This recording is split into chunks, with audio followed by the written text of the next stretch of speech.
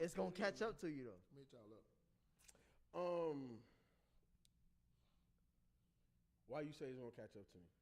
Because if you keep doing something over and over again, people gonna catch on and people gonna find plays or a scheme that either counters that or eliminates it entirely. Not with the way he plays.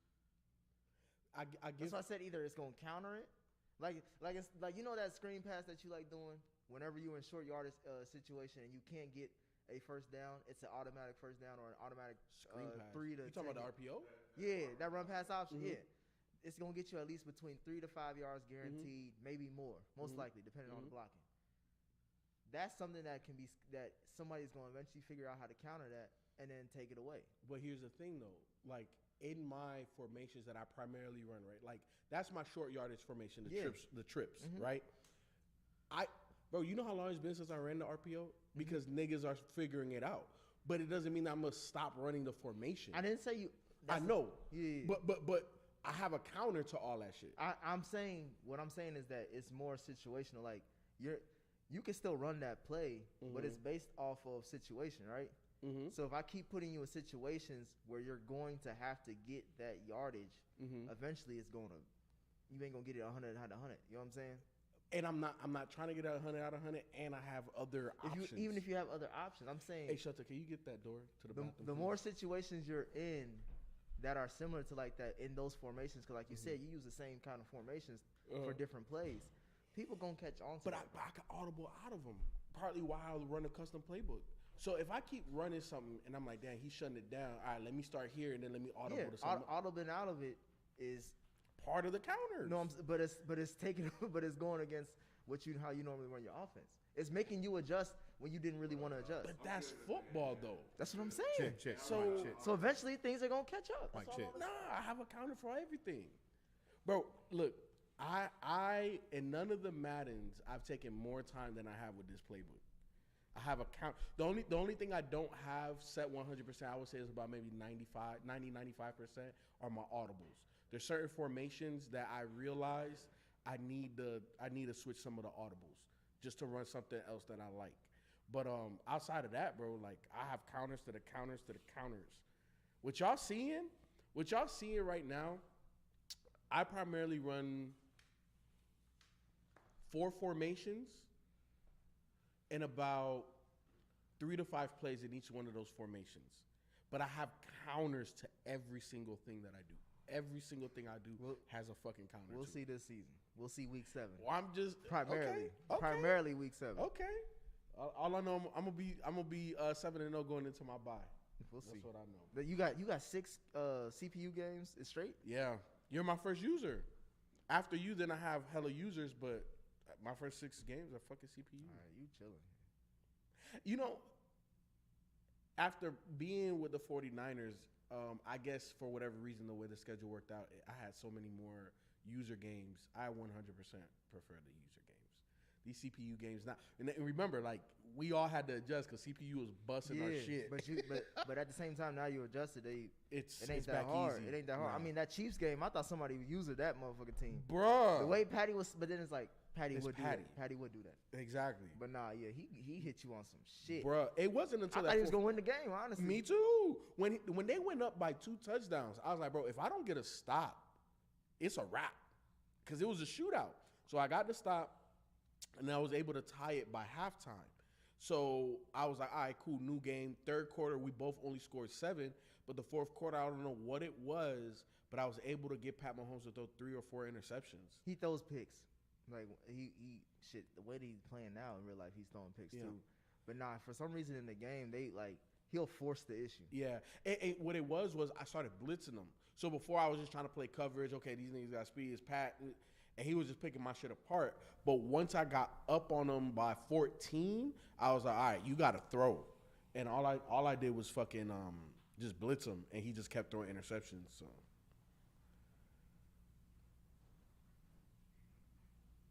I don't understand CJ's game plan. Did you watch the game? Huh? Did you watch his game? Which game? When he went against the Cardinals. So I felt like my Twitch was tripping. Like it kept trying to run like commercials, and then it was trying to go to like a different video. Yeah, I had to exit out of that and just go to his page, and then it was live. So that's I don't know why Twitch. Sometimes Twitch, I'll click on the link, it'll open up in a Safari instead of the actual app. So that's why I'm like, I have to go to I have to go to the actual app, go to their profile, and go to the live. That's what it is. Because sometimes they'll go straight to it, no questions, and other times it'll be like, because I clicked on the link a couple times. The first time, it's like it started from the beginning, and then something happened, and it just wouldn't play. So I exit, went back, clicked on it again, and it started the game from the beginning. I'm like, what the fuck? Yeah. But then it jumped, and I'm like, all right, cool. And then it paused, and it had a 10-second countdown, and then it was trying to get me to another one of Nate's videos, and I'm like, what the? So I just stopped watching. But who won? I didn't finish it, but it was going back and forth.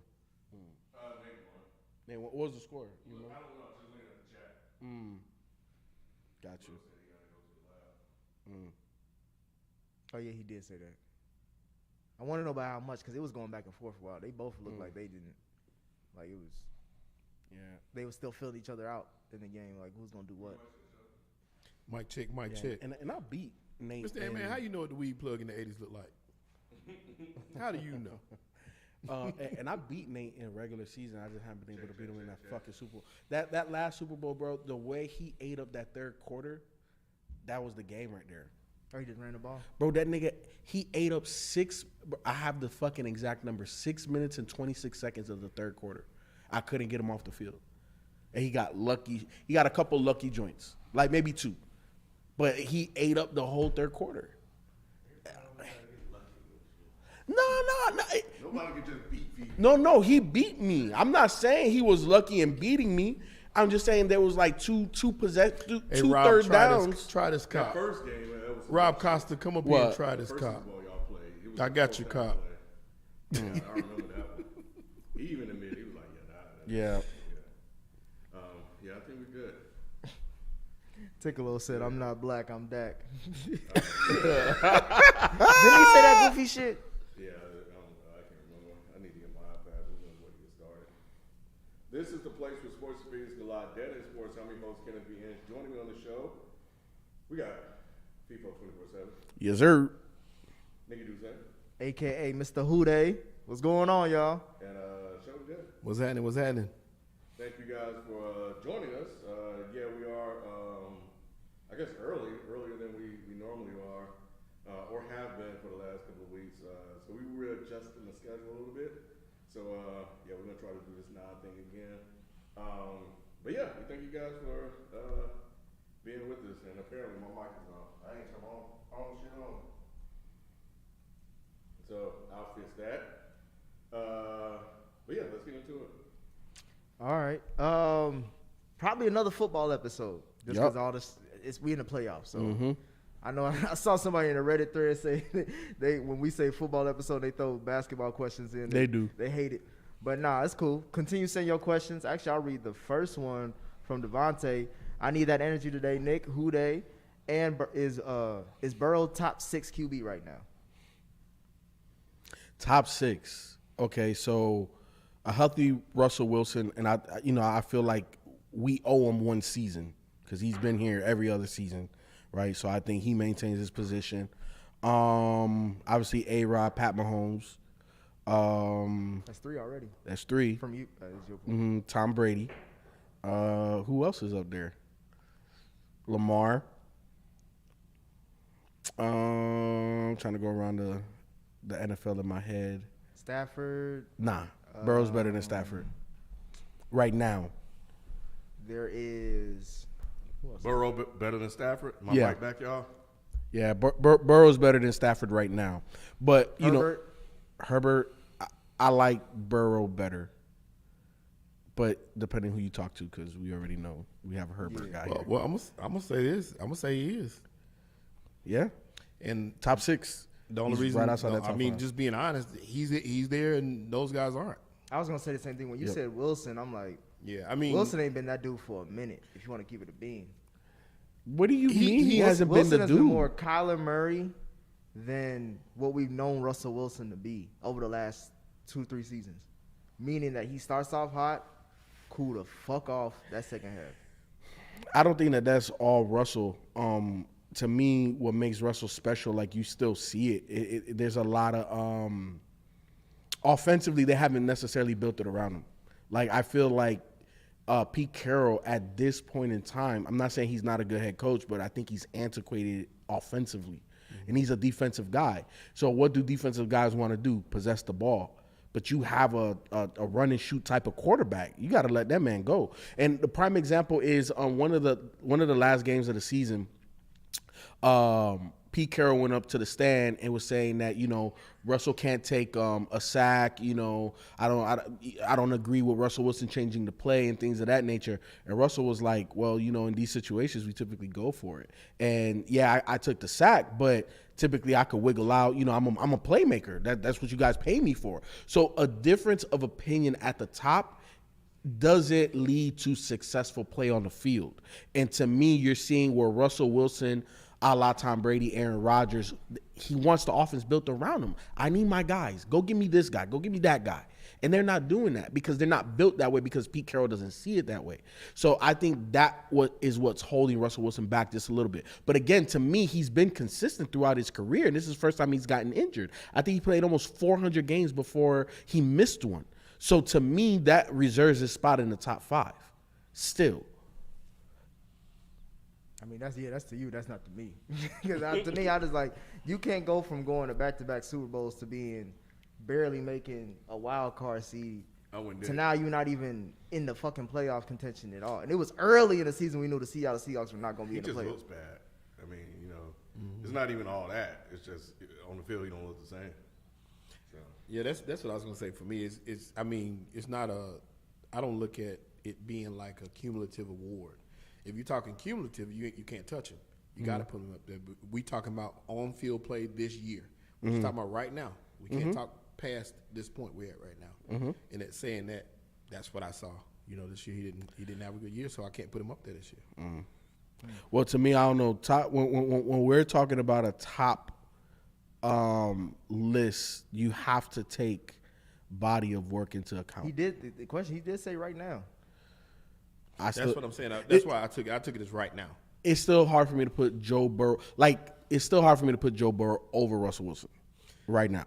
That's fine. The problem I see with it, and this with a lot of these guys, because I saw somebody saying Josh Allen's stock going up too. Those guys like that, and like with Josh Allen, he's on a hot streak, but they caught fire at the right time. These guys caught fire going into the playoffs and in the playoffs. So you got to give them credit for that. But at the same time, person on the list. It's just kind of Who, Josh Allen? Yeah, that I would have to put above Joe Burrow. Really? Yeah. All right. Well, as we are continuing on this football conversation, we got some wins as far as the weekly picks. Oh yeah. Yeah. I'm gonna address that first before we go into that way, because last time we waited to the end to get the picks in, so I want to do it early. We had 6 games to choose from? Yes, sir. 6 games. Interesting outcomes for all of them. But as far as who went 6-0, we did have a 6-0 person pick all games right. That was Feefo. The next person up was myself, going 4-2, and everybody between Ken, Shelton, and Manny went 3-3. Damn, I actually got 3 right. Yeah, you did. Damn, I'm surprised. So, what were the picks? Who picked the who? Picks. Well, shit, we ran down them in the last episode, but as far as who you getting them right, obviously you got Cincinnati, Buffalo, Tampa Bay, San Francisco, Kansas City, and Los Angeles Rams. The ones that were misses obviously was Dallas, and because you were the only one that picked San Francisco out of all of us, we picked Dallas. And then, So everybody else picked Dallas. So all right. So why did y'all think Dallas was going to win? We could talk about this game too. They were home. They were at home. That's the only, because I really thought it was a pick'em game. I really felt like it was up in the air, but I felt like they were at home. I felt like they just would put it together. I just really did feel like he was going to work Amari Cooper, and they was going to make it happen because they were at the crib. That was it. What about you, Ken? Why'd you pick Dallas? Let me check something. But did Nick's mic just drop off? Because I just heard him fine when I was doing a mic check earlier. So did we just lose Nick? Did we need to talk close to the mic? What's going on? Let me know. As far as Dallas, They were my Super Bowl pick, so I was just gonna. Oh, I got you. Okay, yeah, that I get that. The reason why I didn't pick Dallas, when I looked at all of the other home teams, there was going to be an away team to win.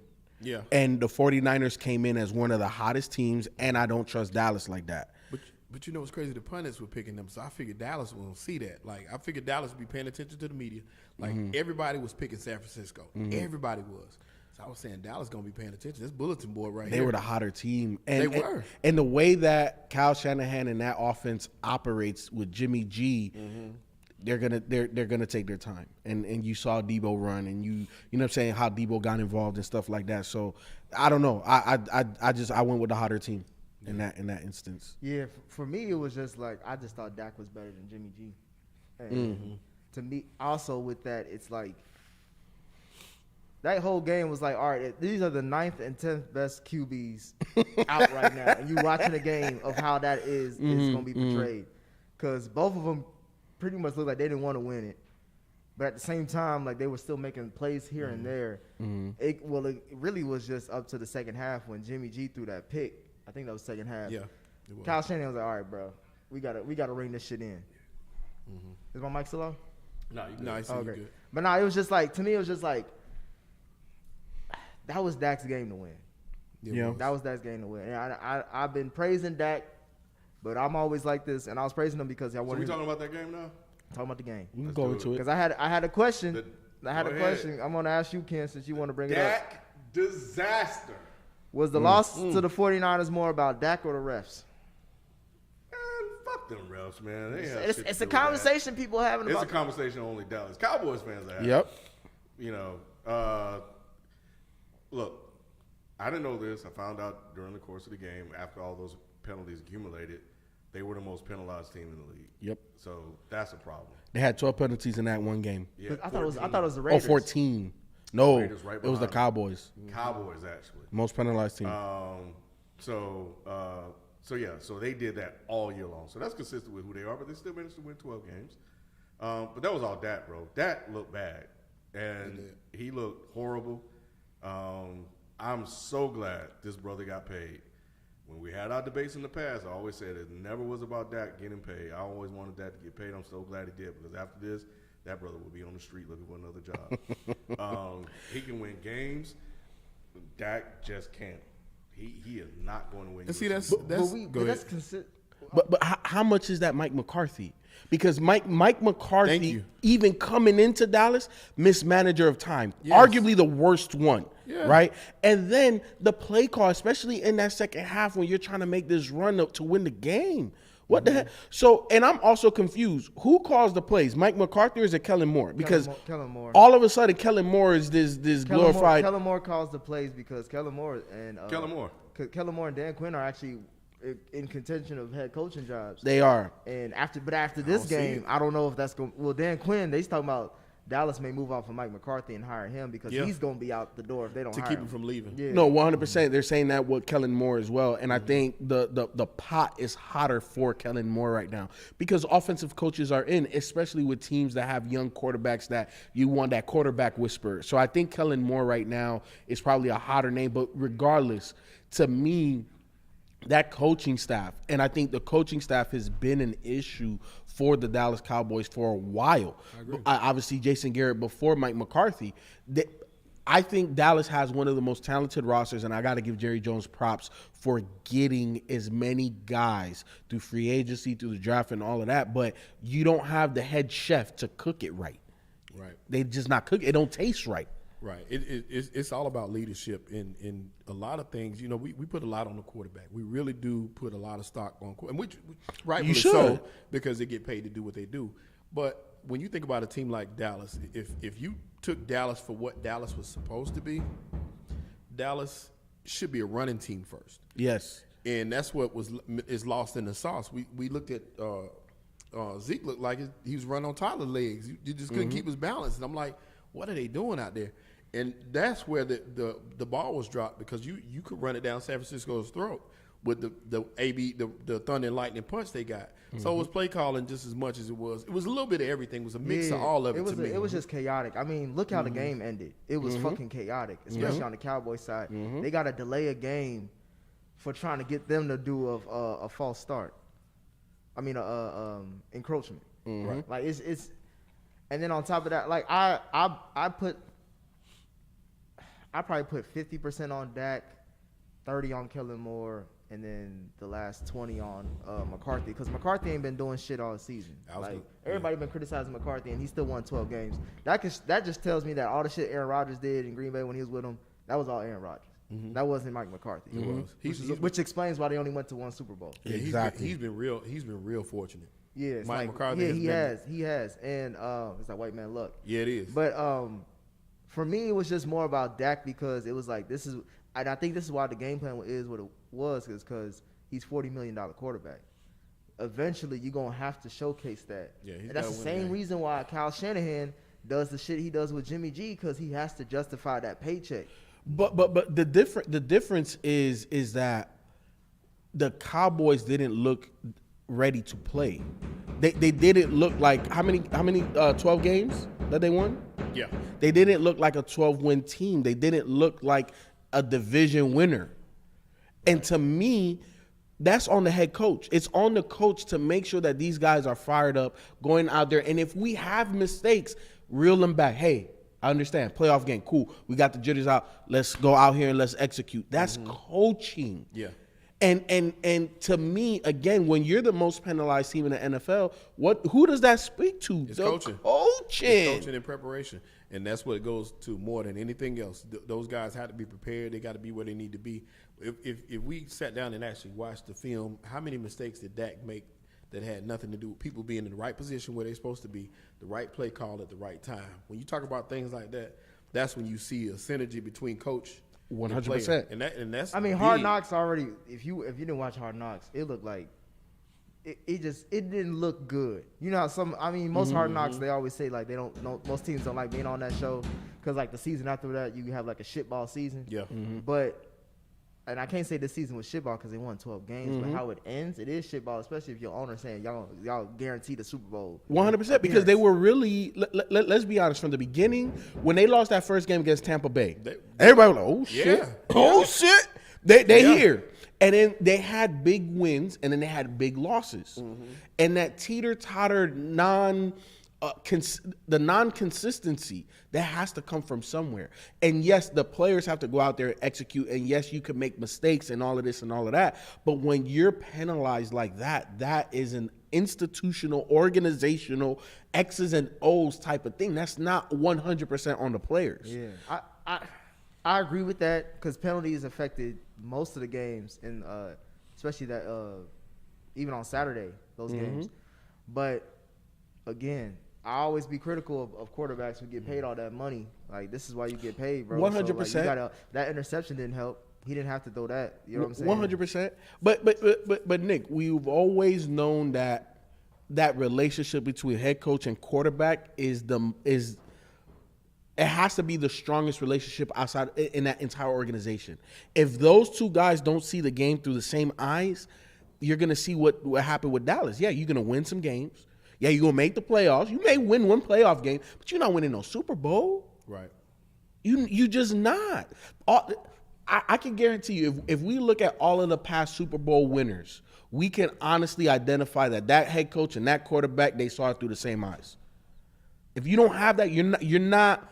You could be a Super Bowl contender, but you're not a Super Bowl favorite. And that's the problem with Dallas right now. Yeah, and those mistakes were throughout the year. How many games? I said it all year long. I kept saying that's going to cost him in the end. He made coaching errors and play clock errors all year long, just mistake after mistake. I'm like, dang, that's going to catch up with him. And I'm sure there it is. The fact that they didn't know how to do a spike the ball, like that does sell. Especially, and it don't help the fact that they said that they practice that shit all the time, but you don't practice it. So where's the disconnect? Right. That's a major problem, and that's why they're not true Super Bowl contenders. Now, like I said, to me, they have a top 5 roster in the NFL. You know what I'm saying? Because they did a good job of paying and keeping the core and drafting and getting Stephen guys. Jones has done a hell of a job. Amazing. Yeah, they As don't far need as buying the groceries, he's done a hell They of a job. honestly don't need to change much. If you look at them, the team doesn't need to change much. It's leadership. It's the staff. And I always say that even in the beginning, I'm like, why did they hire Mike McCarthy? They get a million other people with more leadership qualities that they could have went to in that position. Who else is going to take like?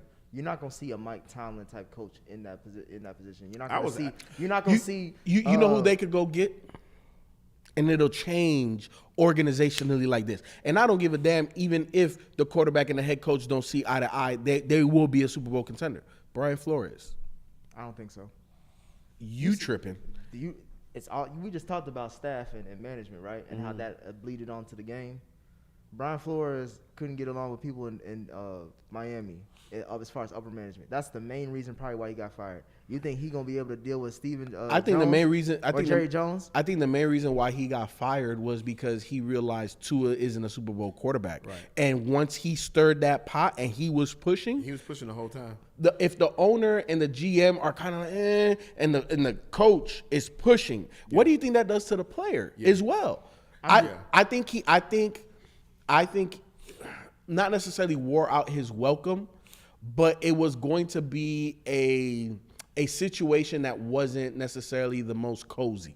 I'm just gonna say this: since Jimmy Johnson left Dallas, and we know how they left, it was not because of his piss poor performance, because clearly he won them back-to-back Super Bowls. What was the reason? It was the relationship with Jerry, and 100. ever since then, what superstar head coach or star head coach has been with Dallas? Bill Parcells. But that was the end of Bill Parcells. And I was right? gonna say lately, But Bill Parcells is Bill Parcells. Okay, he's so been all hiring right, I'll puppets. give you Bill Parcells. How many years ago was that? How many decades ago was that? You tell me there ain't been no good coach since Bill Parcells? He drafted Tony. I'm just saying, Well, I understand, but that's over 20 years ago, or almost.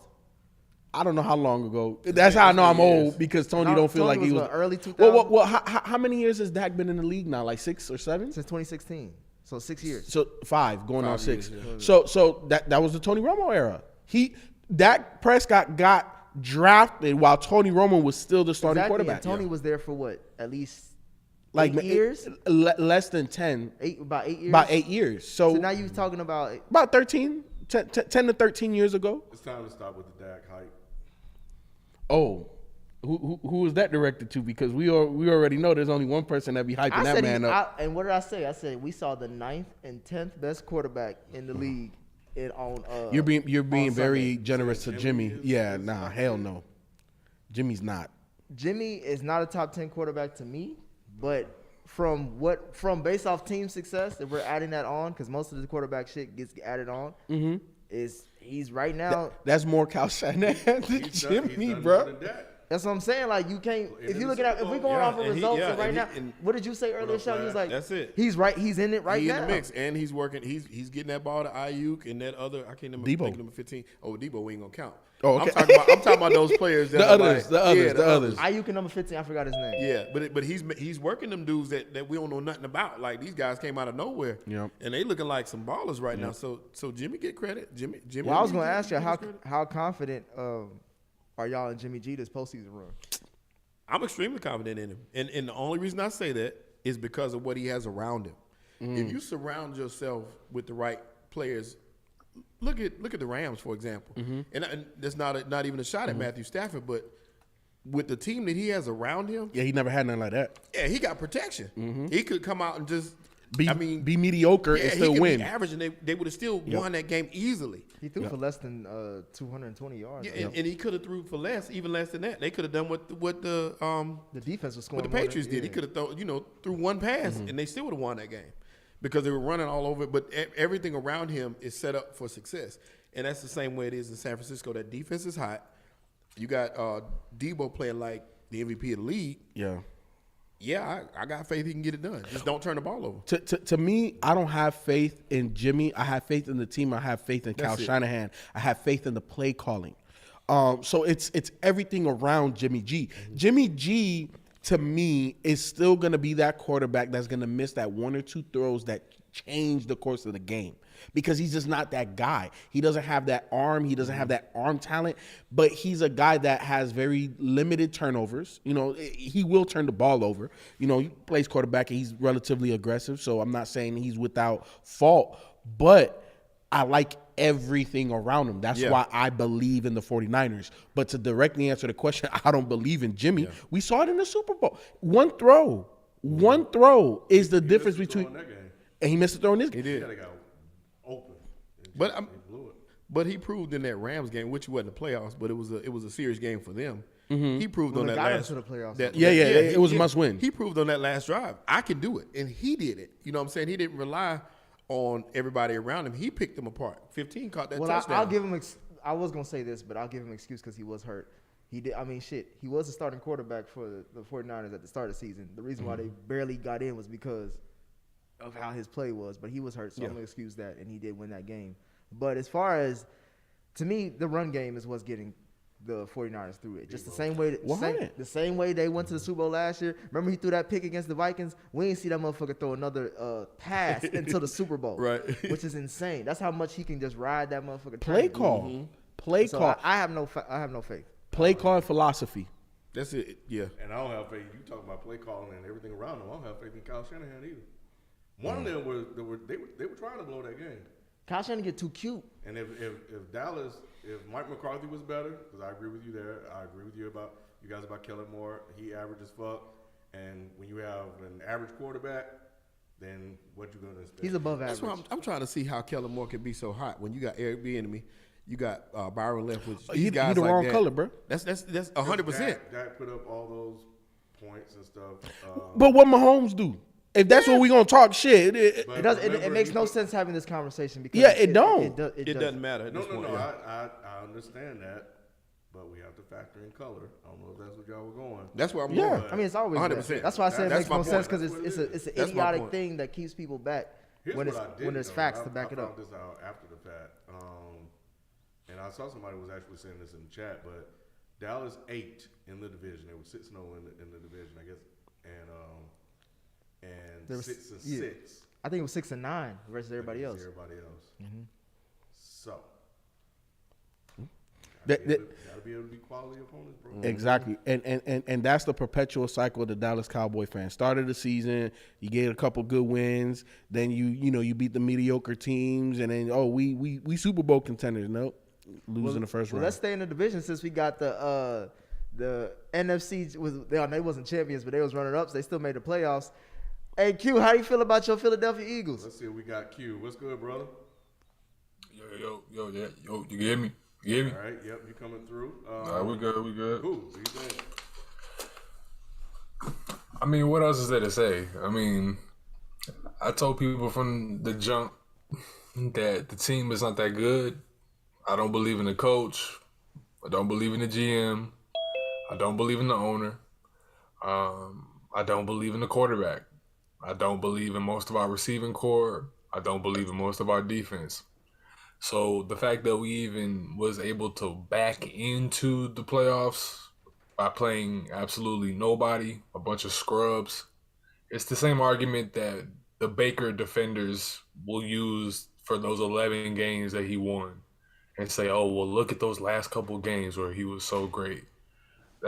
If you look at the competition that Baker played, it's the same level of competition that we played to be able to get into the playoffs. We didn't really play nobody. We played a bunch of Washington teams that were trash, some Giants teams, Nick, that were really not that much better than us. They just had more injuries, more infrastructural issues. And every time the Eagles played a good team, we looked like shit. This is not a coincidence. Jalen Hurts showed to me that I think he could be a premier backup in the NFL. That's not a diss.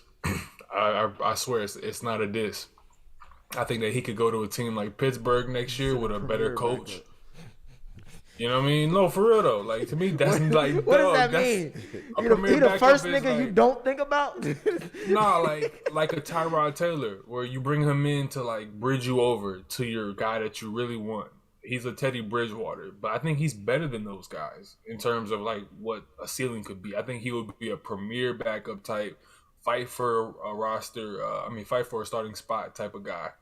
The Eagles, we went into this game with all these issues, like I said, no real offensive game plan, and the fact that we were being blown out 31-0 up until the last couple minutes, like we always do when we want to show fight the minute that the team lets the foot off the gas pedal. So I wasn't looking at this anything more than what it was. We were even lucky to be there, and Tom Brady basically just had like a glorified scrimmage to get ready for his next game. I don't really have much else to say about it beyond the fact that we do need a new quarterback because that's not the franchise. I don't see how anyone can look at all those missed throws, all those underthrows, all those overthrows, and think that this is the franchise. I don't see how anyone can look at this defensive coordinator and say that that is a starting defensive coordinator. The fact that he's getting head coaching opportunities and interviews is just ridiculous. Well, I think that Nick Sirianni is just like, he's lost out there, in my opinion. It's interesting that you're saying all this because I feel like the Pittsburgh Steelers and the Philadelphia Eagles, it's crazy, they're in the same state. They had a similar season. No one thought they was going to really do much, let alone make the playoffs, and they both did. Except for Pittsburgh fans are taking away of like, oh shit, we had a successful season. Yeah. Like we thought we was gonna be real shitball. Right. And I'm hearing Q talk about the Eagles like it was an outlier. Like nothing they did, they didn't win on that Wentz trade. Like they didn't getting playoff experience to me is a positive thing regardless. You looked at that game as a win? I looked at the season as a win, not the game. Obviously they lost like a motherfucker. No, absolutely not. They played trash to get in the playoffs. They were no better than the fucking Colts sitting at home. I'm just saying. Colts would have done the same thing. But the Colts is at home. They couldn't finish out the regular season. Doesn't matter. Look at the results. Look at how they played. That team didn't deserve to be in there. Neither did the Steelers. But we knew that going into the season, but they still got there. Nah, that's adversity. No. That ain't adversity. No, absolutely not. You they really didn't play anybody. You really had to play the hand you're dealt. You don't have a choice in who you play. You don't have a choice in who you play. How many times have we talked about teams? I remember we've had conversations. I'll say the same thing. I ain't never went against that. We've had conversations I've never went against that. About teams going on hot winning streaks. Mm-hmm. This is one of the first Negroes never to say, well, they ain't playing nobody. I ain't never said that. Have y'all ever heard me say, I have never said nothing but, hey, listen, I am 100. We're going to go back and watch the tape. Because I'm consistent with that. You play the schedule and the hand you're dealt. I ain't never said nothing against that. You have said never, that they haven't played. Never. I've said that. Are you serious? Never. Y'all both right because he say both things. Never. I've never said that. I've never said that. Both things depend on what I've had the same mentality on that since high school. Nah, you play exactly. You go back and forth on that situation. No, I don't. We can go back and look at any of this. Because sometimes you be like, look at who they played. And based off their opponent, and then other times you be like, they got the win. No. It's usually mostly with your Carolina teams. No, a win is a win. I don't really care who you play. It really don't matter. I'm NFL. How many times have I said this to NFL? How many times have I said that? How many times have I said it doesn't matter? These are NFL teams they're playing. How many times do I say it does not matter? All I'm saying is this. I ain't never went against that. I'm just saying that I'm shocked. I want fact checkers to go back and watch this tape and see when I've ever said that. I'm more shocked that they actually made it. It may have been Nick and it may have been Feefo, but it ain't never been me. It ain't never been me. I ain't never said, I've never cared about who you're playing. It's NFL. I've always said that these are NFL teams. These are professionals. Regardless as to who you go against, you got to win the games. You play the hand you're dealt. I ain't never thought nothing no different. I've never cared at strength of schedule stuff in the pros. Now, it matters in college football. It matters in college basketball. But it matters not in the NBA and NFL. I've never said it matters not in the NBA? Okay. It don't. You talking about your ass right now. It don't. It has no bearing because you still got to win the games. How many times have you seen? You said it last Tuesday. Go back and look. Go back and watch it. Go back and watch it. I pay anybody. I give you anybody $20 that can find me saying I cash up. You come back and show me where I said it. Anybody. I just looked at it as a success, man. Never. Drop the link in the chat and or drop the time frame when Shelton said it. Please do. All I'm saying is this, money where my mouth is. I never said that. We got Manny on the I guess this is really a football Tuesday. We got Manny on. He brought this up in the chat, and I'm gonna switch a little bit because we're talking about teams and who they played and how they ended their season. Mm-hmm. we got to talk about this Rams-Cardinals game. Man, you brought up Cliff Kingsbury in the chat. I got a question for you, and this is for everybody as well. Should the Cardinals fire Cliff Kingsbury? No. I'm going to answer my own question. I'm not going to say they should fire him. You said what? I'm not going to say they should fire him, but the microscope is on him. I mean, listen, Cliff Kingsbury fooled a lot of NFL people, right? Like young, offensive game plan, head coach. You know, he had a couple dinners with Sean McVay. All of a sudden, that made him a genius. But I know Shelton can attest to this. Those of us that watch college football pretty religiously, Cliff Kingsbury, the guy who couldn't have a winning record at Texas Tech, like this is the guy you're handing the keys over to your franchise. So I never thought much of him as a head coach. He's been, I guess, better than expected, but the way that team performed last night, and I get that they're a young team. I get that this was their first, big game or whatever, big game, bright lights, Monday Night Football or Monday Night wild card game or whatever. That team didn't show up last night. Like, I know we'll get into the Rams or whatever and what that means for them long term or whatever, and Stafford, of course, but that team didn't show up last night. That was a putrid performance if I've ever seen one from a team in the playoffs. I mean, they just looked inept, and that's on coaching. I get that players have to show up. I get that players have to be in the right position, do their thing, do what they get paid to do. But as a coach, you got to get that team ready to play, man. You got to give me a better effort than that. If I'm an Arizona Cardinals fan, I'm disgusted. You didn't see that this is a dude, and that's the other thing too. That this dude, that team really fell apart the last month, 6 weeks of the season. They won a game. I forgot the last game that they won before they lost last week into the Seahawks. But that was a team that was on a downward scale. Remember, that was a team that was like 10-1, 9-1, something like that. Yeah, they was. And I think they lost their last 4 out of 5 or 5 out of 6 games. Yeah. And I'd be to answer your question. I'm not saying they should fire him, but I think that they should definitely have a conversation with him. Like, yo, what are we doing? What's going on here? I agree with you there. You're absolutely right. When he got this job, that's when I knew it was biased extremely. It was stupidly biased because he was a horrible college coach. He was. And for him to get this job, yeah, he may have been a good offensive mind, but to get the head coaching job, you couldn't coach the level below. So how can you coach this level? The only reason I say he shouldn't be fired this year, he gets one more year, is because his first year he won 5 games. His second year he won 8 games. This past year he won 11 games.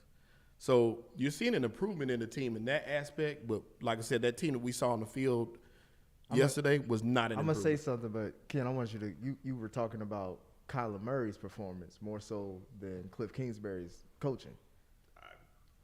Was I the only one that saw how bad he was in the game? He was horrible. He was. But he was his first time in the playoffs too. He was running for his life. I know. I'm saying they both look I'm bad. willing to give him a pass. I'm willing to give him a pass because he did play a horrible game, and I'm with you, Ken. I'm willing to give Kyler Murray a pass. To Kyler Murray. I wouldn't give him a pass. I just say he looked awful, but he was running for his life. He was running for his life. First playoff game. Even Josh, outside of Burrow. A couple years ago, Josh. I was going to say Joe Burrow. Is his first playoff game, Ken? Look, to me, more of the onus is on Cliff Kingsbury because. Time out. Didn't motherfuckers talk shit about goddamn Lamar Jackson in his first playoff game? Is this what we're really doing right now? I was going to bring this up to Q because Q said. Is this what we doing? Because Q said that he'd rather have Kyler Murray for the rest of his career than Lamar Jackson. And I was like, after this playoff game, you may need to take that back. I still would. But bro, he was running for his life. I'm not saying he was. I'm acknowledging he was bad. I'm just saying we always talk about in this program. We need to start talking about the execs, the coaches more and more. It's not always on the players. I'm going after Cliff Kingsbury more so because I saw this stat on the Rich Eisen show. This shit boggled my mind. You talk about him getting that coaching job, the head coaching job, but how horrible he was at college. Yes. Do you know that the last 2 seasons they started at least 5-0, and then the second half of the season they blundered. Feefo, remember I said I don't trust Cliff Kingsbury because he's not a second half coach. I wasn't talking about the game. I'm talking about the season. Yeah. At Texas Tech from 2013 to 2018, he lost 5 of the last 6 in 2013, 4 of the last 6 in 2014, and it basically goes on from there. With the Cardinals from 2019 to 2021, he lost 7 of the last 9 in 2019, 5 of the last 7 in 2020, and 5 of the last 6 in this past season. Who right before he got there, who was his quarterback? You know his quarterback? His quarterback was Patty Mahomes. Who you never heard of till you got to the pros. Kyler Murray. My thing is, bro, this coach ain't it. And we always talk about there's coaches that Is Kyler? there's coaches that get you to that rebuild, and then there's coaches that get you over the hump. It's time to move on from Cliff Kingsbury. I'll put it to you like this, Ken. Kyler is above the fold. There's a whole bunch of QBs that I would rather have Kyler Murray than. Now, I'm not saying that Kyler Murray's top 5. I'm not saying Kyler Murray's a Super Bowl winning quarterback. Right. But what I'm saying is I'd rather have Kyler Murray. It's kind of a toss-up between him and Dak. I'd rather definitely have Kyler Murray over Jimmy G. There's a whole bunch of quarterbacks that I'd rather have Kyler Murray over. Cool. To me, like I was saying earlier, the onus is more on Cliff Kingsbury because thank you for, dropping the numbers and the facts, Mr. Disrespect, because it's on Cliff. And the only reason why I say he's not necessarily on the hot, or he is on the hot seat now after this debacle. You know what I'm saying? Because you start so well. But now, to me, he's more like the seat is so hot. If you go 0-2, it might be your ass. If you go 2-2 and it looks bad, that might be your ass, Mr. Postman. And you definitely better not go 0-4 because it's definitely a wrap. But the seat is hot. The leash is very short for Cliff Kingsbury now. What's up, Kim, man? You know what?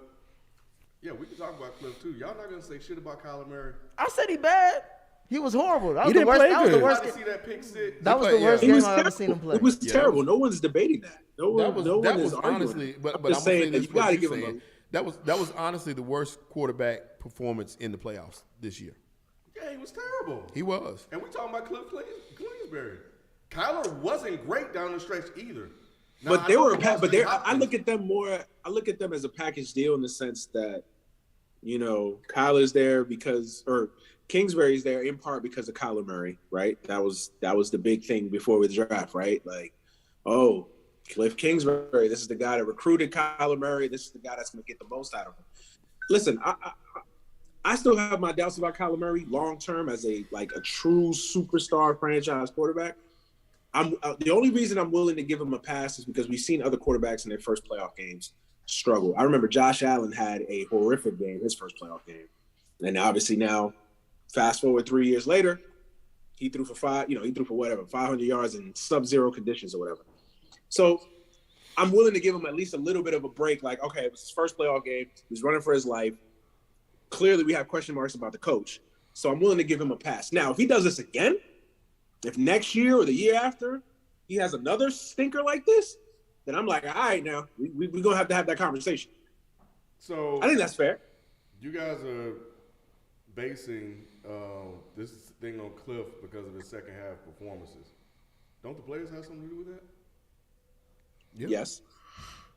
I mean, if they can win all those games in the beginning, executing and doing what they did, yeah. But that's a whole different. That's a different roster though, because like you mentioned, he didn't have D-Hop was on IR for like the last few games. Like he was in and out that lineup. Like he was, and then he wasn't in this playoff game, and then the defense.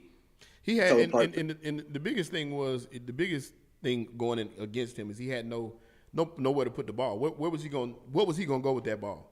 I mean, you got AJ Green as your number one. You got players looking around like Christian Kirk didn't know what was going on. Zach Ertz was slow. He was really on an island. Like I said, that pressure was coming from all angles. And then also he had nothing to do with the pass rush. You got to run the ball. You have to. What's his name? John Carter. Connor was hurt. I'm remembering all of this. No, shit. not because of not an excuse though. It's not an excuse because this is exactly how we always talk about. This is how you should judge quarterbacks. January 18th. We always talk about this how you should judge quarterbacks. I'm with you though, because like I said, to me he played worse than any of the quarterbacks. I'm just trying to figure out why. I'm trying to see was it that he just couldn't do it, or was it that he couldn't do it. But Well, to me, I'm saying it's a pattern with Cliff Kingsbury. It's with his team. That too, but also let's be honest. Ever since Kyler came back, he wasn't the same after the injury. He was After still COVID. he still wasn't right. He wasn't right. After he He got wasn't COVID, right. he wasn't the same. He did something to his arm too. His arm, shoulder, something like that. Lamar's so upset with y'all right now, bro. I didn't criticize Lamar. I'm a big Lamar supporter too. And Ken, I was calling Lamar MVP. So Damn, I've never said anything about Lamar. His first playoff game. People calling Kyler MVP.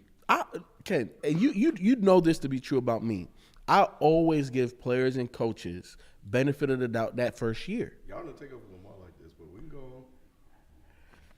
Hey, well, shit, Kiss, you. Maybe because he's darker than Kyler. But I think when it comes to Cardinals, there's a lot of injuries that they were dealing with in the second half of the year, and I also, I think that we take it overboard sometimes when we do the coaches stuff. Because I do believe we need to hold all these people behind the scenes accountable, and those are in the infrastructure accountable. But I think that sometimes you got to just be aware of location and aware of the history of a team. The Cardinals are not a decorated organization with all this winning that, they can just say, yo, forget this guy who's on an upward climb. We're going to go get somebody else up in here.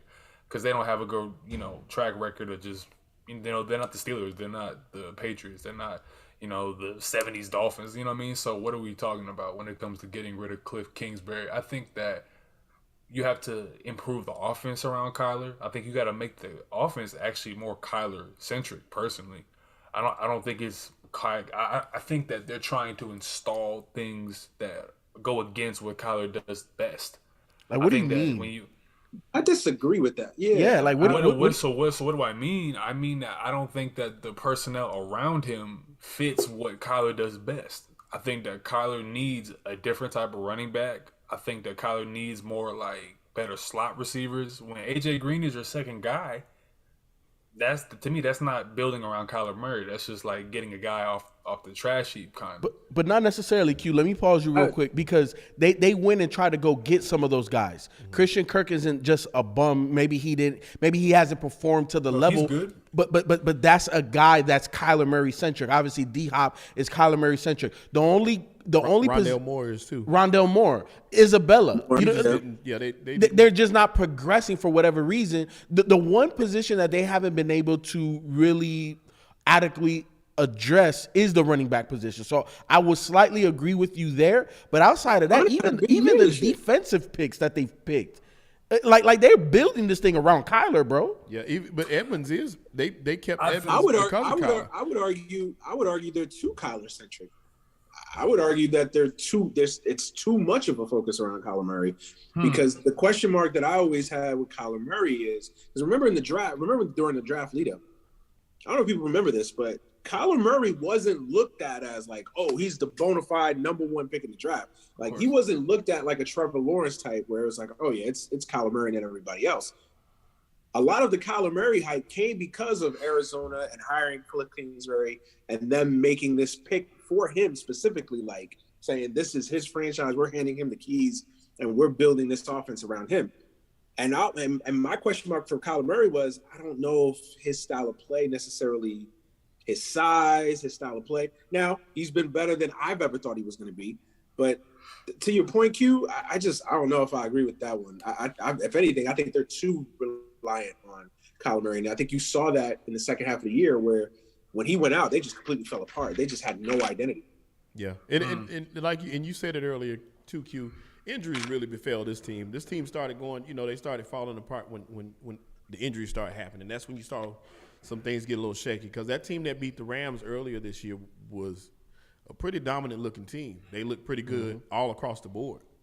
And that's what I'm saying. They were 9-1. They were. And that's what I'm saying, though. And that's what I'm saying. And perhaps we just have a fundamental understanding what I mean by centric. But what I mean by centric is if players can go out and the system with Kyler still doesn't look the same, I don't think it's Kyler centric. I think that they are just putting pieces around him to make him a better player. I don't think that the system is him.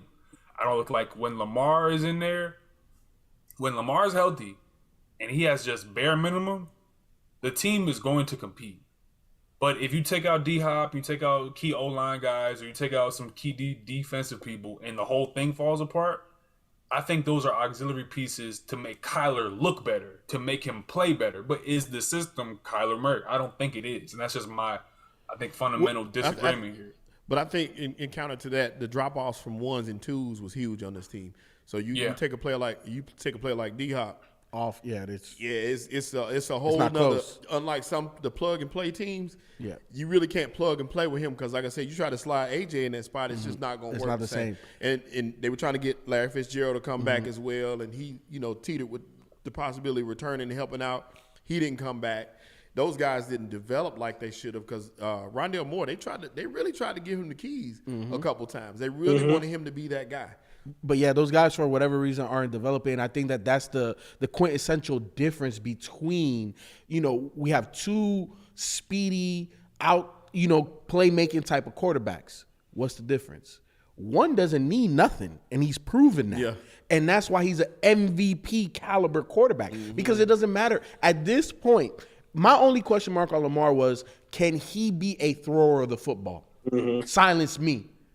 But the difference is you could strip everything, and he's still going to have his team competing because he's an MVP caliber. To your point, Feefo, I think that speaks to intangibles. Like, I think that Lamar has those intangibles that I don't know if Kyler Murray has. Like, Lamar, you could just tell he just lifts everyone around him. Yep. A player like that, where you lose him, and that's just a completely different team from a standpoint of just performance, the way they look, everything. And you put Kyler, because you look at the Ravens, they're not that talented of a football team around them. And Kyler and Lamar just elevates that entire organization.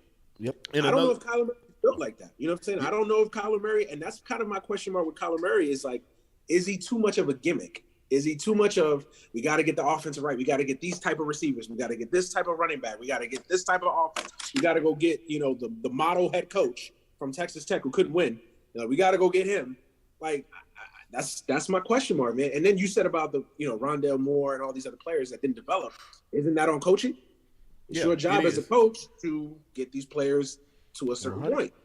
It is. And the biggest difference, real quick, this is my last thing on this. The biggest difference in Lamar and Kyler, too, is Lamar can beat you straight ahead. Lamar can beat you up the middle and take that thing to the house. Kyler is more of an outside. East-west. East-west. So if you and what the Rams did better than anybody else was they boxed him in. The Rams boxed Kyler Murray in, game, set, match. Because he couldn't get outside that pocket. There was nothing he could do. That pocket was collapsing around him. You got Aaron Donald coming up the middle. You got Miller and Floyd coming on the outsides. He's boxed in. He has nowhere to run. But they said the same thing about Lamar this season, too. They did the same blitz and shit where he couldn't get out. They were saying blitz Lamar. That's what the Steelers did. That's what the Bengals did. And that's what other team did that. But what Lamar can do in cases like what makes him so special, like I said, is he can go – he can run north-south. He can go straight He can go straight up the middle, juke a linebacker, and outrun the safety.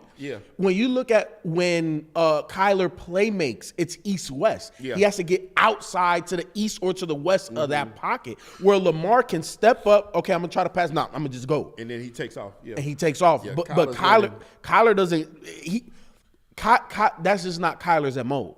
Kyler's going to get outside. Lamar can just run up the middle if he needs to. Well, staying in that game, Ken, I wanted to ask you this question. Did Matt Stafford silence his haters on Monday night? Please. Shelton, man. Please. What was the question now? This for them. Did he silence his haters? Did he silence his haters, Manny? It's a good performance. Can I see another week of that? Yeah, and for me, here it is. They played Tampa Bay. Yeah, what y'all I'll give him that. Stafford. I'll give him that. Oh, we'll do our picks. Yeah, I'll give him that. Stafford. He balled out. He balled out. Like the question mark has never been about Stafford's talent. We know he has the talent. Correct. We know he has the ability to do these things. We just have to see it. You saw it. Monday night. So I'm asking, did he silence? But you know what? For me, it's as simple as this. What New Edition song? Can you stand the rain? Let me see what happens when that pressure is on. Let's see what happens then. These what's more pressure than the what's more pressure? That goalpost gonna stay. That goalpost gonna stay right there. We talked about people first. What was their first play of the game? Do you remember their first offensive play of the game? First play of the game? It was a 23-yard run by Sony Michel. They ran downhill all night. He didn't throw the ball. How many passes? Yeah, he threw it 17 times. And Cam Akers was the game changer. Cam Akers. So y'all saying? Oh, he played excellent. I'm not saying he played bad, but what I'm saying is it can't change your mind. So you saying it wasn't shit? It wasn't shit to change your mind? No, what I'm saying is if it's a downhill game, those games you're supposed to do that. Especially if you're that talented. I'm asking you the question. Did you change your mind going into the game or going out to the game as far as what you thought about Matt Stafford? No. So you still think the same way you thought about before? Yeah, I still think the same thing. I think when the pressure's on, we see a different Matt Stafford. To Shelton's point, he had a great game. Give him salute. He hasn't changed my opinion yet because I want to see him this weekend, down by 3, 2-minute drill, pressure's on the line. Bingo. Why does he got to be down by 3? I want down by 3 or down by 4. Because it's easy to be front runner. I want to see Matthew Stafford make the winning football plays and lead his team down the field to either tie or win a football game. So it's if not he enough can do that in the playoffs, then I will shut up. I will take back everything that I have said about Matthew Stafford. I don't think he's that guy, pal. I mean, I think when you look at when you look at Matthew Stafford, I think they have everything set up for them to win. You know what I mean? Like to basically go against the Cardinals and do what they did. I think that should be the standard for what they were doing. A guy like Kyler coming into his first playoff game, Cliff Kingsbury really, getting his feet wet, the team being as injured as it was without their number one wide receiver. You have Von Miller, Aaron Donald, Jalen Ramsey. Like, y'all trade and y'all somehow find all this cap space every single season to go get these premier NFL, superstars to come to LA. Yep. And you go up and you do what you're supposed to do. You run the ball all over. I saw him do it against Dallas a couple years ago with Jared Goff. They ran the ball with what's his name, and he was in Detroit the next year. Early. Yeah, dude. Like, you know what I mean? Ran like for 200 yards on the boys, and then went to the championship game and couldn't do nothing. So I need to see, like we're talking about Cliff Kingsbury, I need to see Sean McVay also put up another great performance like that. Can he make those calls to put Matthew Stafford in that position to execute? And like Manny says, can Matthew Stafford execute? But I don't think he's that guy. I think he has to play with a lead to be that guy. But he gets put in that level that he's that guy. Like the problem that I've always had with Matt Stafford is that everybody basically makes it out to be we should give this man a Purple Heart. That's my because point. God, no quarterback in history has been given the drex that he's been given, and it's like, no, that's They talking about the media. This dude was part of the problem in Detroit. More than people want to give him credit for that. Like he was also a part of the problem in Detroit. Yeah. When did people talk about Matthew Stafford like on the level that you guys are saying that they When he had coaches? Megatron. I can give you the example. You hear all these. You hear these experts on TV. All these coaches, all these ex-quarterbacks. before this year, Manny. The Before way this he year. throws the football. Oh, they always said that. They always said he was that guy. He just needed people around him.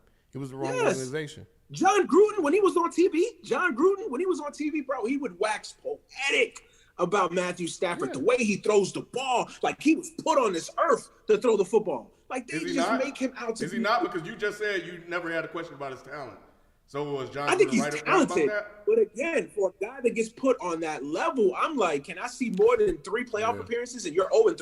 But what level is that though? That's what I'm trying to figure out. Because I don't think that, at least from my recollection, I don't remember anybody saying Matt Stafford is a top 10 quarterback. I think that people have said he had top 10 talent, and there was reasons why he never was able to ascend to top 10 quarterback in the league. But what were the reasons, Feefo? What were the reasons? Yeah, People it was always the said- people when around him. you- It wasn't him. well, no, Are we saying that he like that the Lions team was good? That those Lions teams were good? The Lions- no, but he was very turnover prone. I know that. There He is had a talent. He narrative, had right? talent. He had no To a certain degree, if you talent look at the stats in Detroit, which is false. Huh? See, because you know he's talking shit. Because it broke. Because he froze up. No, that's true. Now though. go ahead, Manny, go. I think y'all just some haters, man. I'm saying like, again, that's the narrative. man, That was a great entrance to say people like, look, I know I've been hearing more doubt than positive. I know that there is positive spin on Matthew Stafford for what he was. He's probably the least criticized first overall pick who didn't work out for his franchise. Correct. I'll give you that.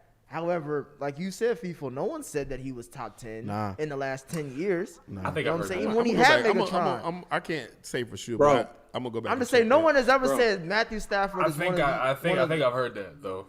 Look up. I could have sworn I heard that too. Look up Phil Simms. Look up all these Research all the.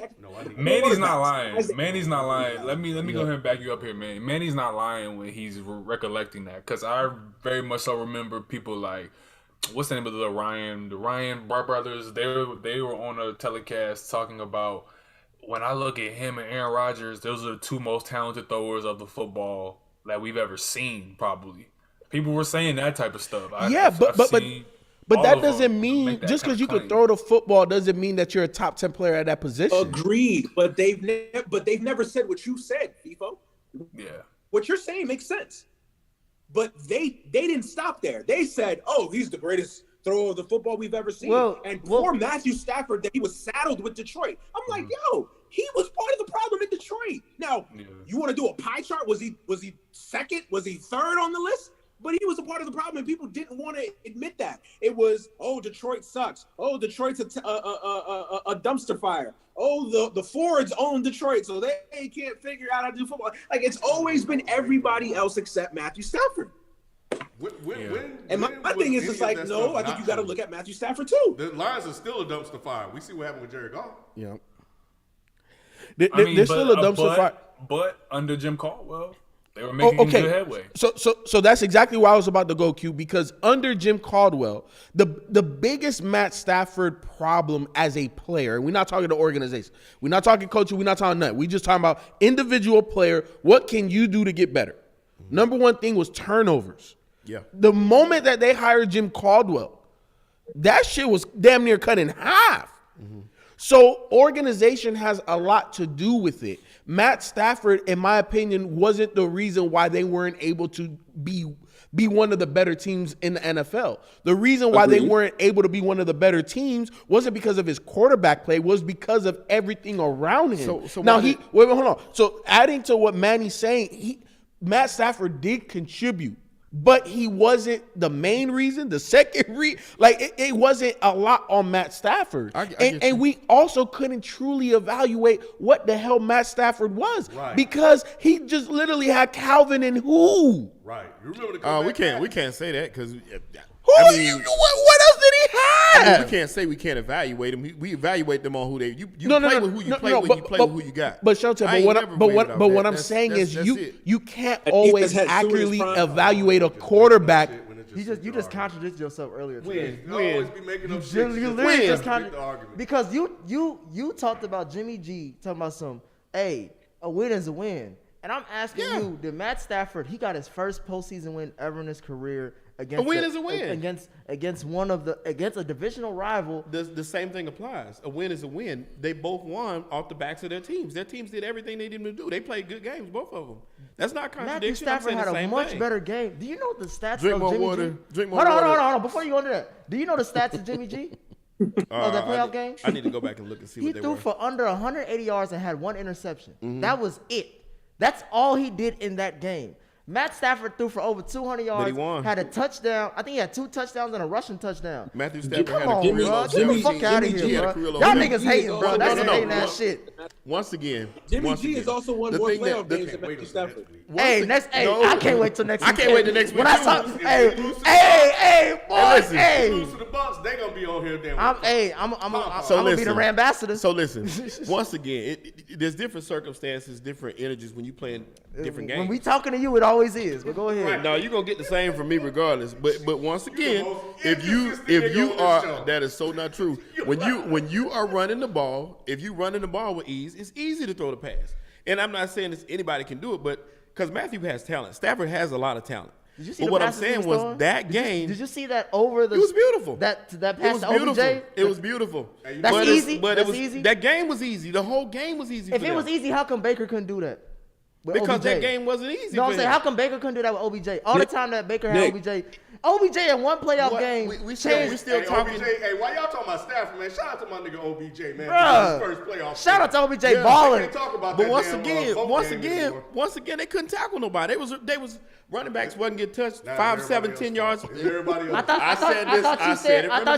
I thought you said they play who they play, so it don't matter. If they Yeah, can- you definitely play who you play, but what I'm saying is the way that game rolled, the way the game rolled out, it was an easier game. There's no, I don't understand why y'all missing this. It's if you're playing a game, if in my first play of the game is a 23-yard run by Sony Michel, the game is going downhill. He's sorry? Sony Michel ain't done nothing all year. What has he done? I had him in fantasy. He did. He ain't No, done I'm nothing. just saying, like, that game was easy. Was it not easy? Was I'm just were they saying- not? Was him I'm and just- Cam Akers not way running the- all no, over no, the I'm board? just saying this because y'all talked about you and Manny. Hey, Ken, didn't him and Manny say that this team's stacked and they should dominate the way they Was should? that Yes. Bucks, was that Bucks? Was that Eagles game hard for the Bucks? No, That it Buck game absolutely was was easy, not. wasn't it? Yeah, it Absolutely was was easy. not. They should have pulled them They starters played after the second quarter. trash-ass Eagles They should have fucking pulled team. them starters after the second quarter because they had already won that game. That game was in hand. Bro, y'all, bro. Yeah, I mean you playing downhill. That doesn't say why can't we we gonna put 'em say- up on this. So in going by what he said, right? He said, This yeah, man- Taylor right. The game is downhill after the first play. It was downhill. It was downhill after the first play, Caleb. No, it McCoy. was If you not. watch that game, the game was they were running downhill the whole game. Understand it. Did you watch it? Caleb, come watch a game with me. But if you watch the game, you saw it was an easy game. He can't for watch the them. game with you 'cause The he don't know who game you plan root was for. Awesome. you root for you pay attention to the game. I'll say this. Pay attention to the game.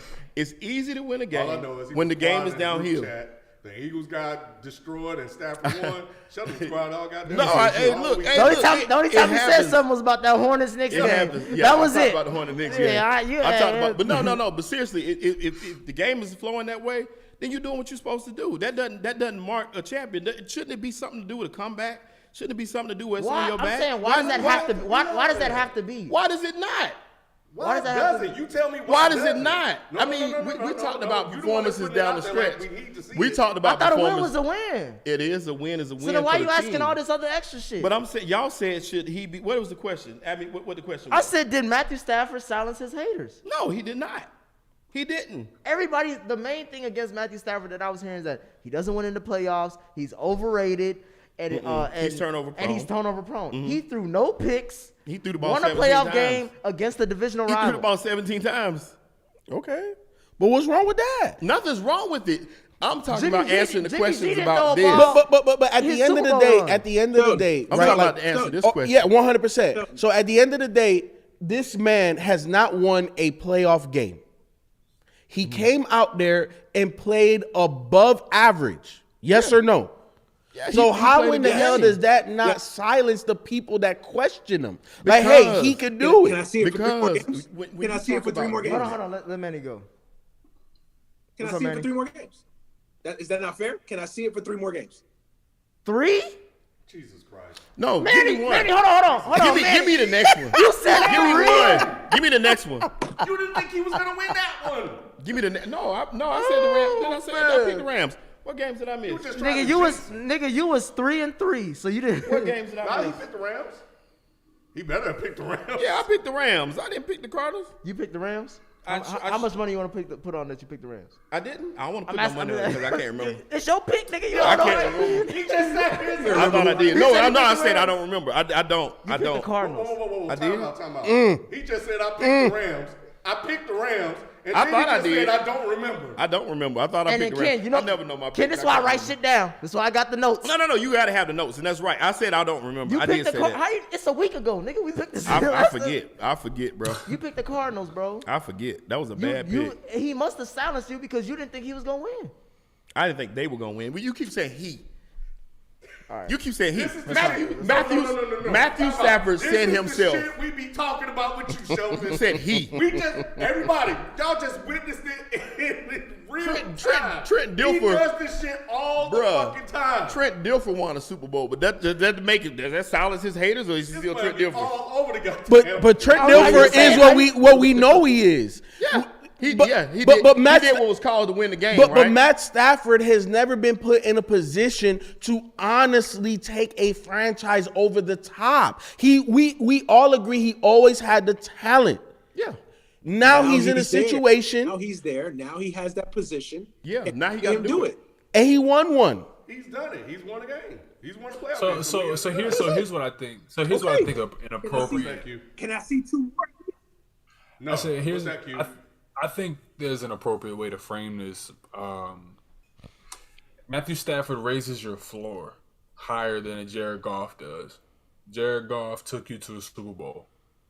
I believe that Sean McVay is looking at Matthew Stafford to be his Jared Goff, but can make probably about 5 to 10 more throws per game that Goff just simply couldn't. So I think what needs to be the framing for has he silenced his haters? I think that's too vague. I think will he cement himself, and has he cemented himself and done away with the stigma of Matthew Stafford's name? I think that needs to be the actual question, because if he's done that in this game, I would say no, because I think he has to do it one more time. Why? Well, here's the thing about what you're saying, Q. Because the only time that we would put that level of expectation on somebody is when we thought he's the chosen one. When we think that he's Pat Mahomes. When we think he's Tom Brady, Aaron Rodgers. Who the fuck ever thought? Who ever thought Matt Stafford was at that? Now, throwing arm talent, yes. That's the one thing that I can say that he's at the top of.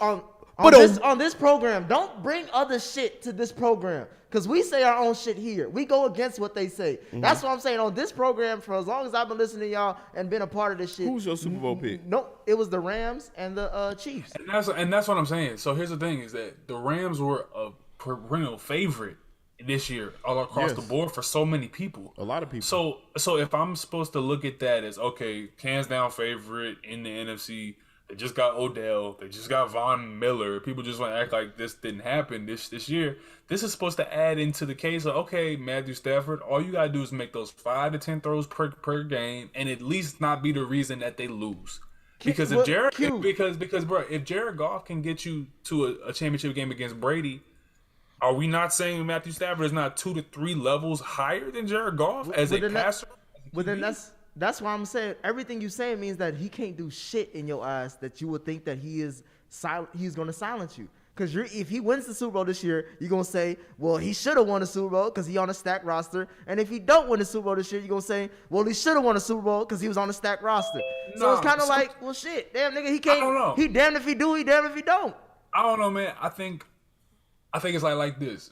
If I order a package from Amazon and it says that it's gonna get there between the 15th and the 18th, and it get there between the 15th and the 18th, I'm not gonna jump up and down, but I'm gonna be like, they delivered.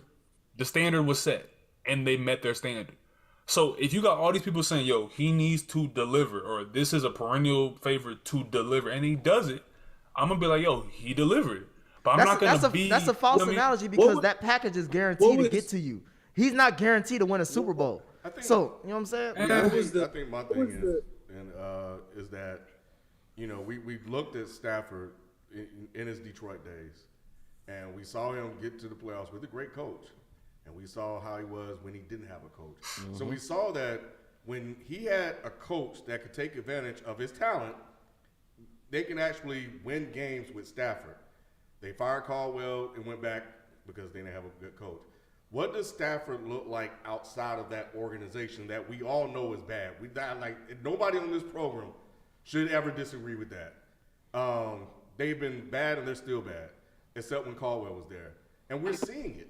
You know, so finally he got out of that environment and he won his first playoff game. What was the conversation? He was in a better situation. Let me read a couple. I was saying, Manny, that if Jared Goff took you to a Super Bowl against Tom Brady, and we're looking at Matthew Stafford as being like 2 to 3 levels higher than that, then shouldn't he be held to a standard of he needs to at least not be the reason you lose in the playoffs? He has to be going out 300, 280, 400 yards per, you know what I mean? And if you lose, you just have to lose because your defense. But he should not be contributing to any of the reason why you lose. because he took a Jared But I Goff like- to Super Bowl. That's just That my was a thing. different team. They had Todd Exactly. Gurley in their He's run replacing defense. Jared It was- Goff, so come by on. definition, the results should be better that you're replacing. Do you think that this Rams All right. team So what was the is worse conversation last? than the one that they won Super Bowl? Say what, Q? Do you think that this Rams team is worse than the one that they won the Super Bowl, or is it on par? It's better. It's better. Okay, so if it's better, Talent wise, It's better right, if because it's- of him as well. It's not just because of the And that's what I'm outside saying. shit. No, you saying take the quarterbacks out? no, I was just saying, yeah, like take the quarterbacks out. Which team do you prefer? That I think that this team, talent wise, is on par, if not superior, by a little bit.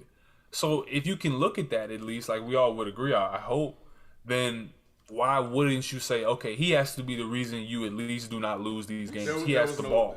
That's stupid. There wasn't. How is that stupid? He That's has what to I'm saying. ball. That's stupid because if that's the case, Tom Brady should not mean shit to you.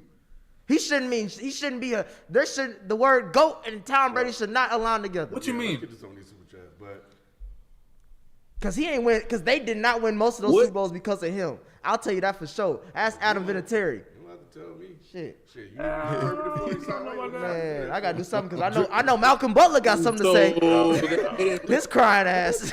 All I'm I don't saying know is about I like to see a quarterback face adversity and come through the storm.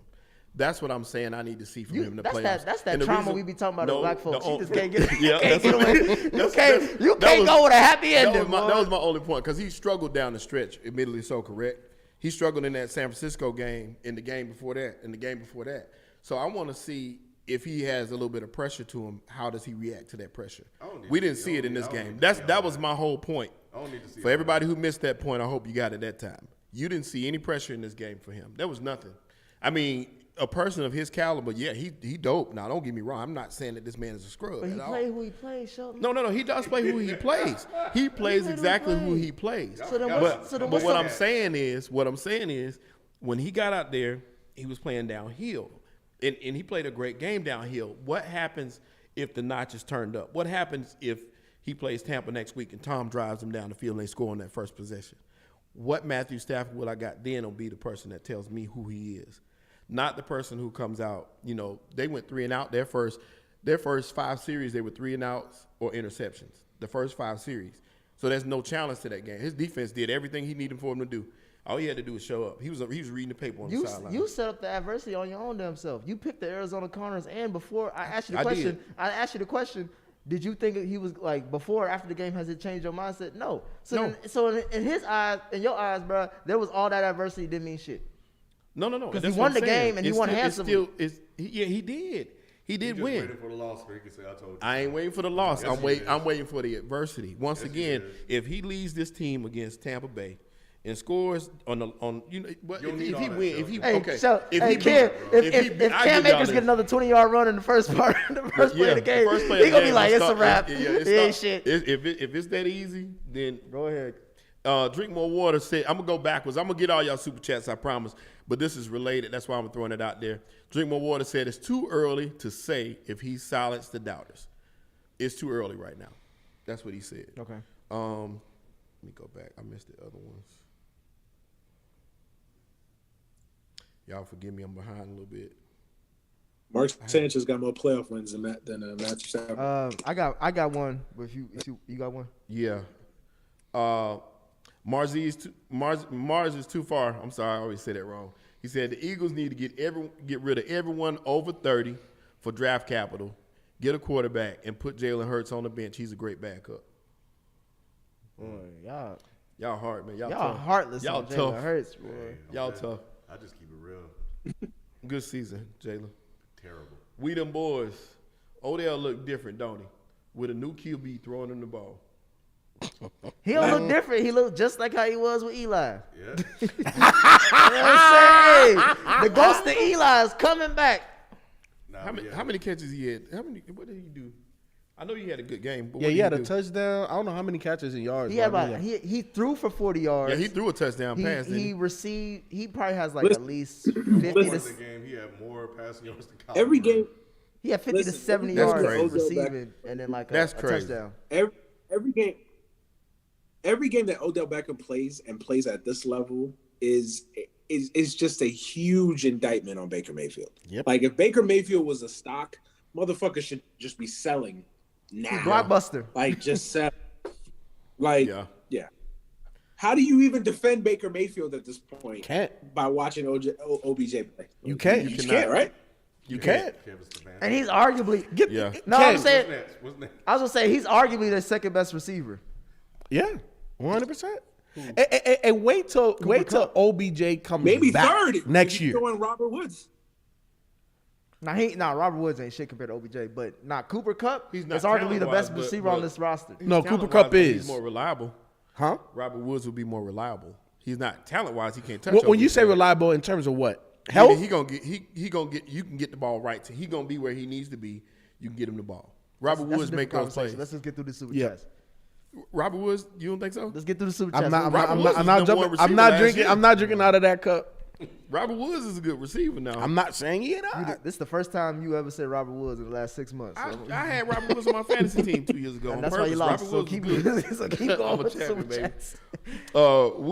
Wu Young said Dallas was 6-0 in the NFC East, 6-5 versus everywhere else. Beat up on a bad division, overrated. Don't get me started That's on the Tom that. Brady 6-0 and formula. 6-5. It is the Tom Brady formula, but the Don't get me difference is started when on Tom Brady Dallas. gets the playoffs. He actually won. Yeah. Joshua Jericho said chances of the Niners and Rams meeting at the championship game and who would win. There's a solid chance, and if they do It'll meet, be- I it'll be guarantee you it's the Rams. It'll be in LA. I'm going. I guarantee you Rams. And the only reason I guarantee you the Rams because that game, they should have won that game, the last game of the season. They was up 17-0, took their foot off the gas and lost that game. So they got something more to play for. Who lost the Rams? The Rams. Oh yeah. They ain't gonna let you ain't can't gonna beat a come. team 3 times. You ain't gonna beat and you ain't It's gonna, tough. you ain't gonna beat them like that I know Dallas, and then man. beat them. Dallas The bad, thing, the Rams thing are with good. Dallas is if the kicker with Dallas that first game makes 2 more field goals, they become the third, and everything else plays the same way. They the third seed. They plays Philadelphia in the. They're the second seed. They face Philadelphia the first round instead of San And Francisco. they'd have been good. And that would have a second playoff win. Yeah, second or third. And they could have been rolling downhill going at that point. They would have been all right. So that's the title of this episode. We rolling downhill tonight. Rolling downhill. Hey, Flash said, "What's up? What's y'all's dream Super Bowl matchup?" To me, it's Packers Kansas City, and Chiefs. Rams. Nah, to me, Kansas City Packers. Yeah, mine is Kansas City Yeah, Packers. Packers Chiefs. Man. Rematch of Super Bowl 1, Mahomes and Rodgers. I mean, like that shit is that's hype written all over it right there. Damn, that may be. I was saying Rams. I was saying Rams, Chiefs, just because it'll be the first time a team plays in the city of the Super Bowl. Like it's their city. They're hosting. I got you. Like home That's field. a crazy ass home field Yeah. advantage. No, didn't Tampa Bay do it last year? No, They last did. year it's Tampa Bay. Yeah, Tampa Bay did it last year. Oh, it So was the Tom second Brady. time. It was Tom Brady. I forget. I did not even know. I didn't even think about that shit. I erased that shit out of my memory of that bullshit. But Hey, what up, Alex? I'll jot those down. We'll get to some of those. well, then yeah, I'll go with Green Bay then. yeah, Green Bay, because you're talking about like version 1.0 versus 2.0. Yeah. You know what I'm saying? And to me, Green Bay has been, to me, the best overall team that we've had all year. Because even in that Arizona game that we did live, you know what I'm saying, and we covered that, there was what was it, 7 missing starters on offense? Yeah, it was awful. And they won that? Yeah. Yeah, So they had no receivers. So to me, what that tells me is that that head coach and that quarterback see it through the same damn eyes, and it's like, hey, we ain't got nobody. We'll take our shots, but you got dink and dunk. We're gonna run this damn ball, and everybody was on the same page, regardless of who's in or who's out. Obviously, a big key factor is Aaron Rodgers. Matt LaFleur is a hell of a coach. But Matt LaFleur keeps all of that shit. Everybody else looks like they on the same page. And to me, they've been the best team. And everybody been eating too. Even Dylan, the backup back, everybody eats. Yep. Watch it be something crazy like Tennessee and San Francisco. Nah, Something hell stupid. It'll be a horrible shit. It'll be Nah. It's gonna be an ugly Super the Bowl. worst. I don't even know what the worst Super Bowl. Yeah, that would be. That It would have probably to be That would be Tennessee. the worst. Tennessee and anybody. It'll probably would be Tennessee and Buffalo. But then again, I don't know because I mean, Henry coming back. not Tennessee and Buffalo. Tennessee and It would be Cincinnati. The worst Super Bowl ratings wise would probably be Cincinnati and Cincinnati and They're all good. Well, see, NFC no, teams. you gotta name. If Joe Burrow makes it, at least you got a name with Cincinnati. People, LSU fans will follow Joe Burrow. Yeah, so. Tennessee. But I'm just looking at it from a be media back, perspective. but still watching Tannehill in the Super Bowl is kind of like, yeah, no one wants to see that. even though they're number one seed, it's kind of a letdown. So you wouldn't want to see Tennessee. Like I said San Francisco because they shouldn't even be there. But they got a huge fan base. Yeah, they do. What's the next super chat? Tweets Open Doors. Said, why y'all expecting like you expected the Eagles to compete with Tampa? Mahomes looked like shit against them in the Super Bowl too. I just don't like Tom Brady. I told y'all that last year. So I wasn't picking Yeah. the Bucs to win that game. I forgot Tom Brady won a Super Bowl. He didn't. You know, the defense won that All right, game. that's true. That's true. All right. Todd Bowles won that. Drink more water. Said the Cardinals are 15-5-1, 738 against under Cliff Kingsbury in weeks 1 through 7. They are 8-18 weeks 8 through 17. Ooh, 8-18. He doesn't make second half adjustments. The numbers are there. Yep. And what that means, he doesn't make adjustments, but everybody else is adjusting to him. They are. And now they got film because any offensive-minded coach, whether that's an OC or a head coach, you're going to have new plays and a new rhythm every year. You're going to tweak it, you're going to change it. And his win percentage is because the tweaks is like, well, goddamn, what the hell is this? Then they finally get the film. And it's like, okay, we just break this down. Boom, boom, boom. But my thing is this, and maybe the caveat is that he made the playoffs this year. But if Brian Flores gets fired for winning 7 games in a row to end the season, and Cliff Kingsbury can't do But look. Exactly. I understand that. I'm just saying that's the thing that keeps going in my head. Is like that's fucked up. But it's a bad organization. That wasn't a bad organizational fire. That wasn't Brian Flores. Bro, I can make the argument outside of Bill Belichick because he's just on a whole different fucking plateau. Brian Flores is the best damn head coach in the NFL. How many times he beat Belichick, bro? Right. In Miami with Tua. I would say this. Zach Taylor got something to say about that. Let's keep it. You talking about dysfunctional organized? I feel we don't even got an indoor practice facility. Look, I know, which is crazy as hell for NFL. And y'all got to walk across the street. I saw that shit. I used to intern for the bank.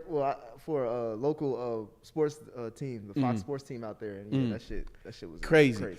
But the difference is with the current Bengals, they went and got franchise quarterback. We know that. Hey, they been had wide receivers and they just added to the fucking to the stable, and then they already have a superstar running back. So even though they still have deficiencies, they are so exceptional at the key outside positions, you can overcome that. Now, that shit will bite them in the ass. Not having an O-line is going to bite them. Like, that's the only reason why I don't think that they're a true Super Bowl contender. And even what Joe Burrow said, I don't know if y'all caught what he said. He feels it doesn't matter what D lineman gets through, he's going to make a play. That's an amazing mindset to have, bro. But especially after you tore your ACL, MCL, PCL, everything.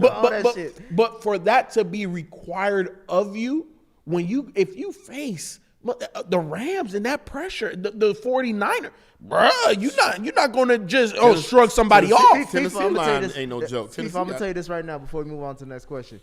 If the Bengals end up facing the Rams, that means we in the Super Bowl. I'm gonna tell you this right now. I'm in LA. I don't give a damn what he did. I don't give a damn what happened. Shit, I might go with you. We in that bitch, motherfucker. I'm like, hey, shit, we ain't been in this motherfucker since shit before you was born. Come on, man. Yeah, but super chats real quick before I go to the next question. Yeah. Let me see. Hold on. Drink more water. Said, albeit the Eagles, Tampa Bay's defense looks scary. It does not. Yeah. That's not a true evaluation. Now, Tampa Bay got a good defense. Where are they right now? That Eagles game is not a barometer. They almost for lost that. to the Jets, bro. Like the Jets got talent, though. Do they? They do. They picking top 5 again this season. I understand. But bro, they haven't had like real talent in a very long time. I'm just saying, the defending Super Bowl champion should not. That almost cost them a seeding. Seeding once shit. again, they almost played San Francisco. Happens. same thing I always say. It's still an NFL team, and if you're looking ahead, that can happen. They can bite you in the butt. It can happen any week. But even in that Jets game, you saw, and I know how you want to erase your memory of Tom Brady, everything, but that was the epitome of Tom Brady. You had the fiasco with AB on the sideline. You know what I'm saying? They go down, and Tom Brady makes every fucking throw. Matthew Stafford doesn't win that game. Huh? Matthew Stafford doesn't win that game. Nah. There's a whole bunch of. Let me ask you this. You said they lost to Antonio Brown. They still have Gronk? No. They did. Do they still have Mike Evans? No. Look. Nick. This nigga, people act like the fucking Bucks ain't got the whole stable full. They got like 3 tight ends. 100, that can start on any 100%, franchise right now. 100%. Don't give me that bullshit, bro. Fuck Tom Brady. They almost lost to the fucking Jets. But at the end of the day, regardless, I know what it's like to feel to lose to the Jets. Regardless of what you have in terms of weaponry, the quarterback has to make. Regardless, it's on the quarterback to make the. That's some bullshit, bro. It's on. Wait, hold on. So y'all telling me it's not on the quarterback to make the right read and to make the pass? I'm telling you, there's a reason why he loved. Feefo, you making too much sense, bro. It's okay. We clearly saw what it was like when he didn't have any weapons, and we see what it's like when he does. I understand that, but even when he didn't have weapons, I know I was one of them saying that it's not on Tom Brady. Tom Brady's doing what Tom Brady's supposed to do. What was the last pass he had in New England? Shit, I don't fucking know. Tom Brady won a Super Bowl with Chris Hogan. Tom Brady won a Super Bowl with Chris Hogan as his primary receiver. Was who? Chris Hogan. So Tom Brady won that Super Bowl? Bill Belichick won that Super Bowl. Or was it 12-3? Look. I'm not gonna sit here and argue because I feel a lot like Nick and Ken, right? In terms of those early New England Super Bowls. But even in those Super Bowls, even in the last one, even in all of these Super Bowls, all of the biggest pressure situations, Tom does what is asked of him. In that NFC title game, no one asked him to throw 3 picks. I understand, but they won. Okay. So and when he needed to make plays, did he make the plays? He didn't do shit. But did he make the plays when you needed to make the plays? When you throw 3 picks in a title game, bro. But if you made the plays, how is that walking you down the field, Ken? Because you know what, Nick? Look, football is one of these sports that a handful of plays determines the game. And sometimes it is run in the first play. Set the tone. Set the tone. Let's go watch it. It's set the tone. Hey, I've never heard a take like that.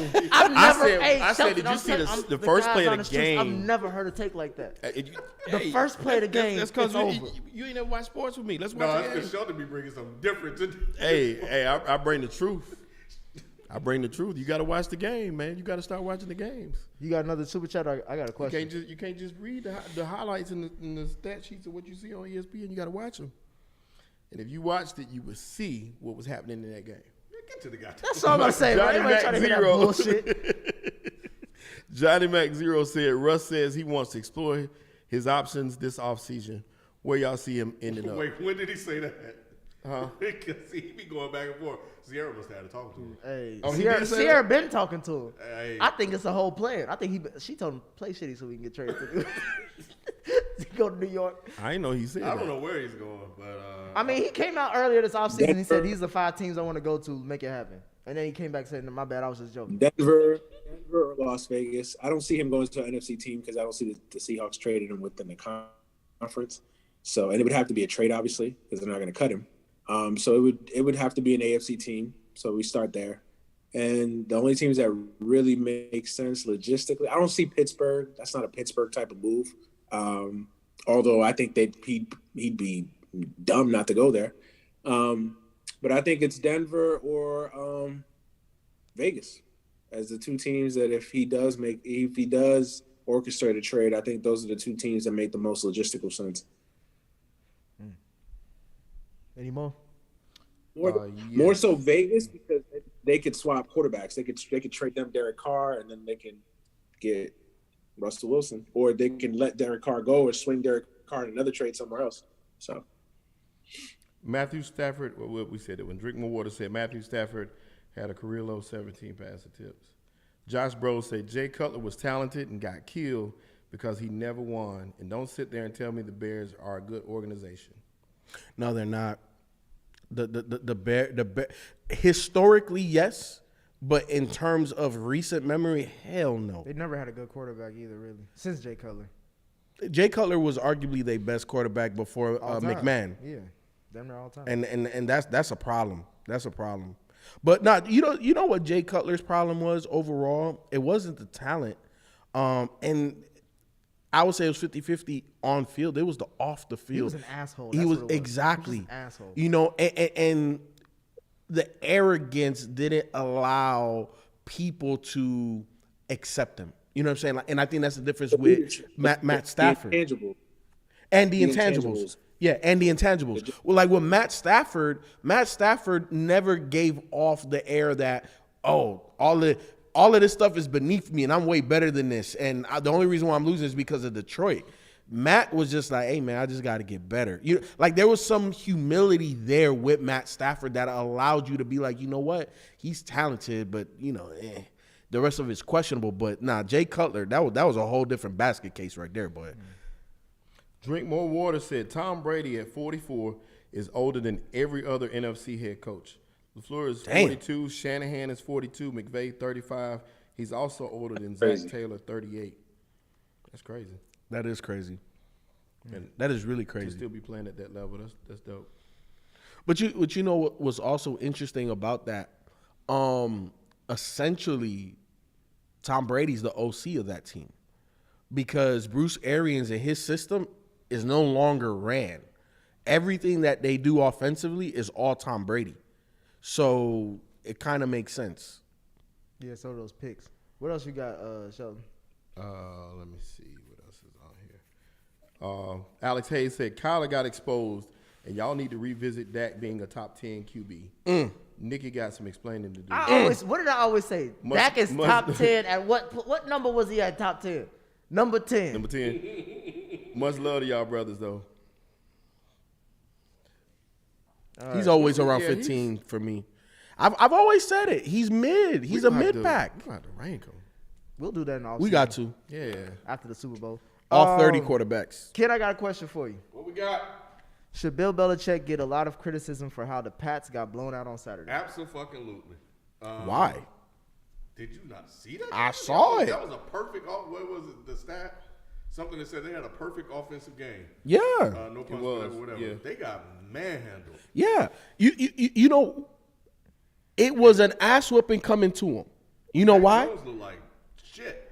You know why that ass whooping was coming to him? Because they embarrassed them damn Bills. Oh, yeah, at home. That is true. They embarrassed them Bills, and after that game, the Bills were, okay, y'all gonna come out here and only throw 3 times and beat us?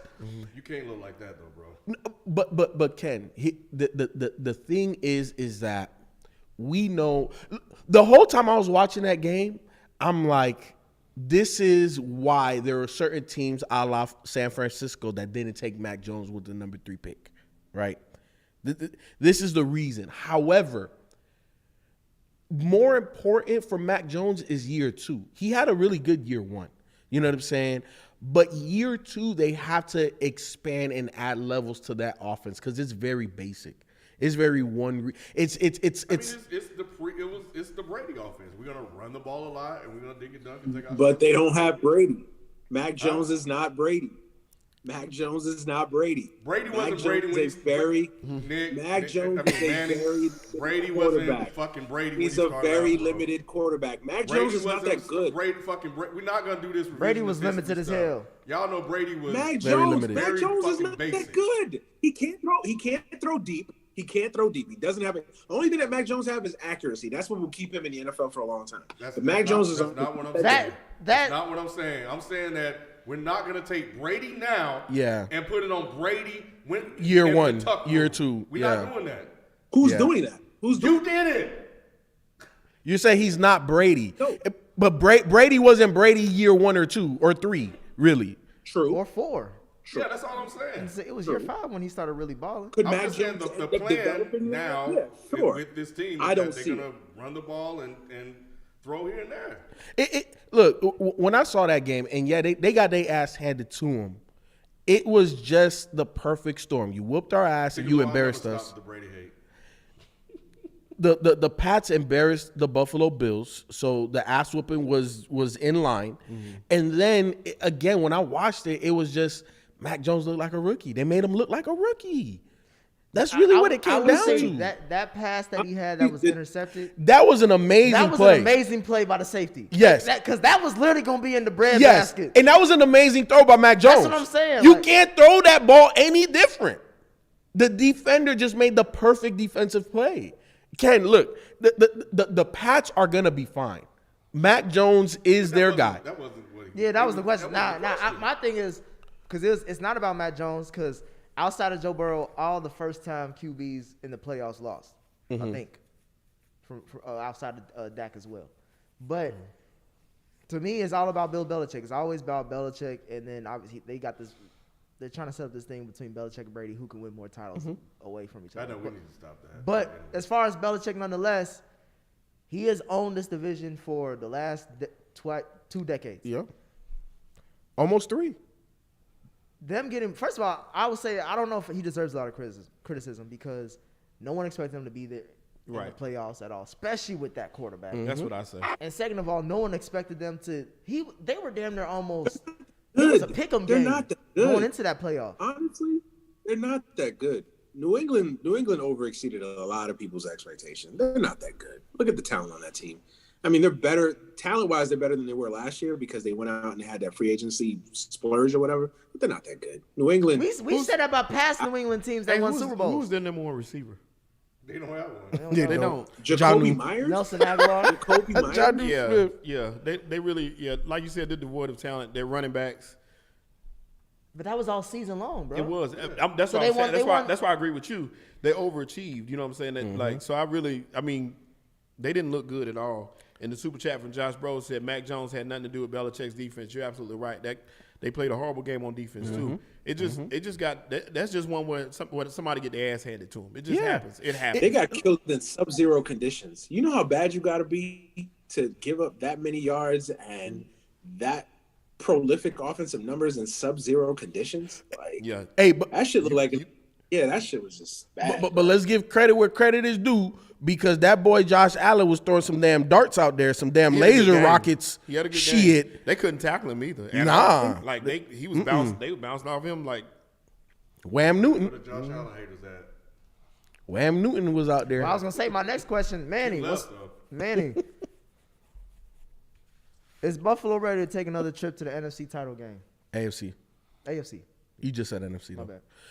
bad. Yes. Well, you know, look, Josh Allen over the last 2-3 seasons has, and after that performance, you know, we judge a lot of football teams based off of their quarterback.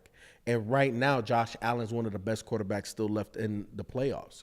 So just based off of that logic alone, yes, they can go far. Because in the AFC, who's really going to be able defensively to slow them down?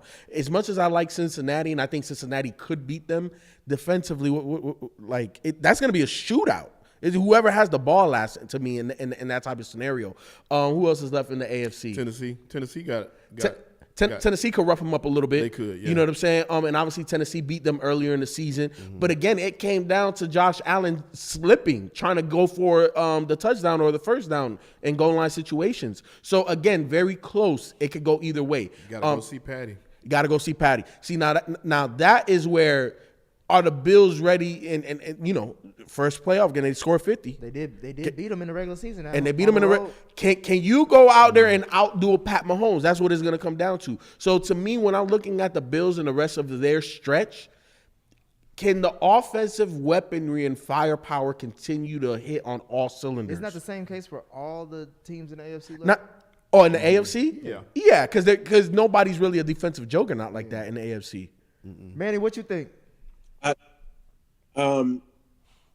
I still got to see more from Buffalo. And I say that because we've seen it all year, right? Buffalo will have a great game. They'll blow out somebody. Everybody's like, oh, Buffalo. And then they'll go out and score 12 points against Jacksonville and lose a game that they had no business.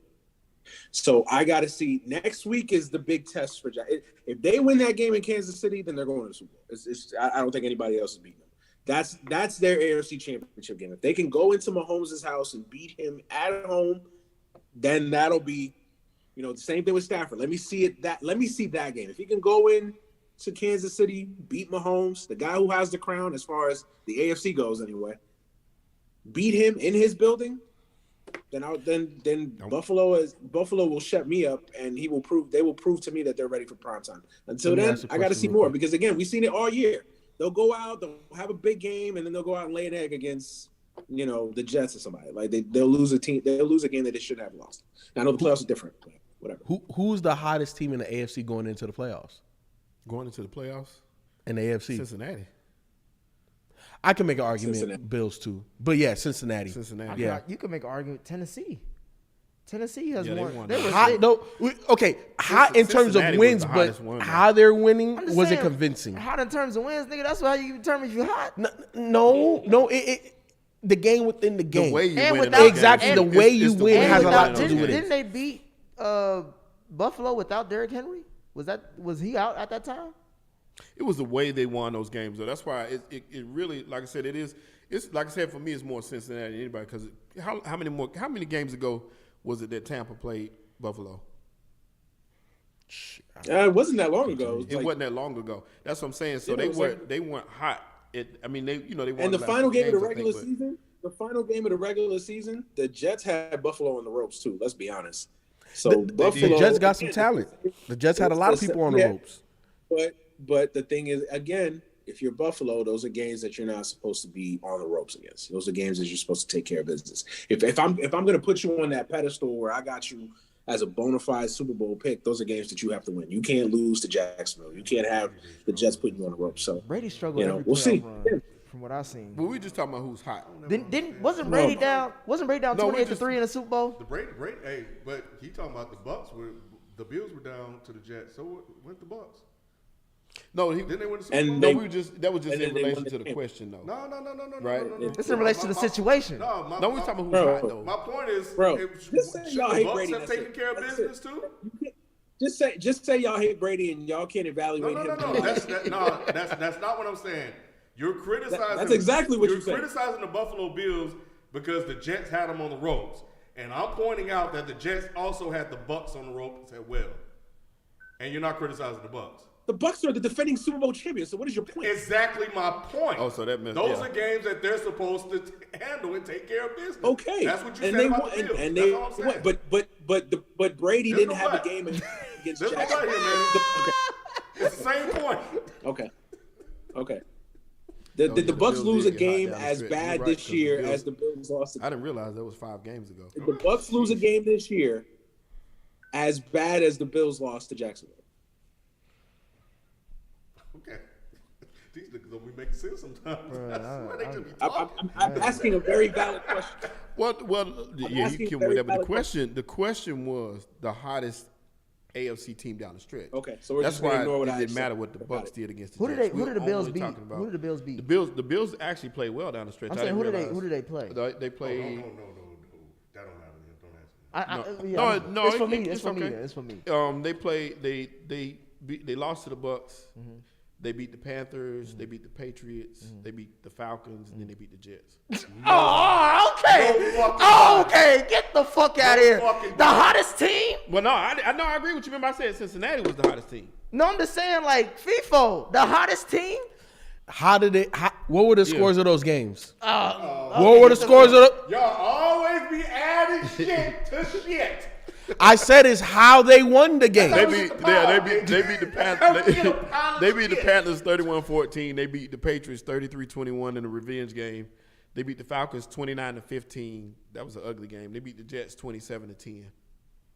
So the most points that they gave up in the last 5 games was 21 They points. shitball teams, bro. Those all gonna pick top 10, if not higher, in this upcoming draft. Okay, well we'll see. We'll see how they play against in their second playoff game. Because all I'm saying is that not translate to at least something of that 50. That momentum. Yeah. Did that not translate? Come on, man. The Pats again. You just said it was a revenge game. Okay. But at the end of the day, they won down the stretch the games that they needed to win. They won them in convincing fashion. Yes, yeah. And then they came out their first playoff game and blew the fucking team out the fucking water. What else do you want from them, Ken? You talking about moving the goalpost? Where the fuck is the goalpost, bro? Because I can't see it. We said the same shit about the whole Matthew Stafford shit, and motherfuckers acted like we was talking gibberish. Hey, I was on the same page with you on the Matt I'm just talking about in general. Okay, There's confusion. There's confusion when we talk about these situations. Hey. It ain't all the same. That's what I'm trying to say. I'm not saying that they're the same. Because shit. Arterial Stover said, I have a strong feeling that Allen versus Mahomes is going to be this generation's Manning versus Brady. They're going to see each other every year the next decade. I think the thing. What was the initial question about this Bills game? Well, outside Will of they get back to the AFC Championship? Yes. Okay. And Manny said he needs to see more. Yes. After this whole season, he went to the AFC Championship game. He went last year as a number 2 seed. Yeah, won the playoff game again. And this nigga got to see more. Y'all motherfuckers, bro, I tell you. Boy, shit, I think they blind at a certain point, boy. These motherfuckers, what they need they glasses, want. boy. What does the DMS say? I have What the never- bitches Want from a from? nigga. What these bitches want from a nigga? I have never seen Ken defend so many quarterbacks that are worthy of criticism. I'm not like he's done defending them. this I'm year. just trying to make the shit y'all be saying. You make sense to listen, me. Stafford, Allen, bro. But Brady somehow is overrated. Brady somehow is not worthy of the GOAT status. But The way y'all pick apart these other motherfuckers, I'm surprised y'all don't got shit to say about Brady. all I said was, can we see Josh Allen play another great game? Can we see that team mostly play a big time performance? Like, look, if they go into Kansas City and lose, 48-45, and he throws for 5, like no one's gonna criticize him. But if they go out there and they lose 20-3, and Josh Allen throws for 171 yards and three interceptions, like it's gonna be like, the Bills played how they normally play this year, which I'm is surprised. topsy-turvy. I'm surprised you haven't realized this by now. We criticize everybody. If you did some fucked up shit, we gonna talk about it here. They may not talk about it outside. We gonna talk about it here. Apparently, Ken thinks Matthew Stafford deserves the Presidential Medal of Freedom because of his timeless service in Detroit. I just be trying He deserves to the make sense he of what y'all be deserves- saying. Like, because y'all be seeing shit I don't see. I'll ask this question since it ties back to one of the hottest teams and going into the playoffs. Which team is scarier to face in these playoffs after the wild card weekend? The Bengals or the 49ers? 49ers. 49ers. That framing, I like it. Give me the 49ers. 49ers. Give me the Bengals. Give me the Bengals, bro. You mentioned something as far as Jimmy G. the AFC. You were saying that it's really gonna come down to offensive firepower because no one has a stout defense. To me, in the NFC, is like it really comes down to who got the best defense because that's the only thing that's gonna stifle these quarterbacks. So I say that to say that Jimmy G really isn't a factor in how the 49ers move, and that's a big problem to me because the more and more you get down in these playoffs, quarterback play is going to keep going up. You know what I'm saying? So that's why if I had to come down to between Jimmy G and Joe Burrow, it's no question. I think most of us would pick Joe Burrow. So if I'm going with that, so for me, the issue with Cincinnati though is going to be the weakness at both line of scrimmages, the offensive line, and then now they have that injury to that pass rusher. Trey Henderson is in concussion protocol, and we lost the defensive tackle that we got from So it was on both. It's gonna be a shootout in Tennessee. That's what I would question. That's why I would question Cincinnati. That's why I would question Cincinnati. I think San Francisco is the most dangerous team because they've been here before. Say what you want to say about Garoppolo. He's at least been here before. He's gone through this war before. And I think that the 49ers are not going to be intimidated by nobody. I think they're going to go into any – I still got to see Cincinnati when the lights get really bright. That's a young team. Let's see how they deal with, now everybody's going to be like, oh, Cincinnati's patting on the back. They won their first playoff game. I want to see how Cincinnati responds now. Hey, Manny, when did the playoffs start for you? Because I swore the playoffs started last weekend. When are you going to be done seeing shit? Because it's like, bro, it's going to be the Super Bowl. Am I the only one I need to see one more game before I believe it's the draft. I need to see a couple more games. Bro, let Manny respond. Can I say something? Super Wild Card Weekend was a little bit of a dud, was it not? Yeah, I mean, hey man, in your defense, I'm just saying. You saying. listening to the media, bro?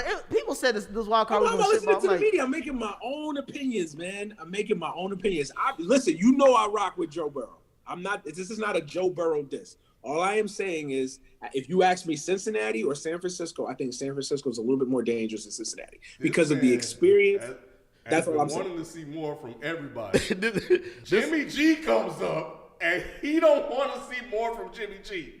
After all the shit he's been doing, you want to see more? Jimmy G's played in the Super Bowl, has he not?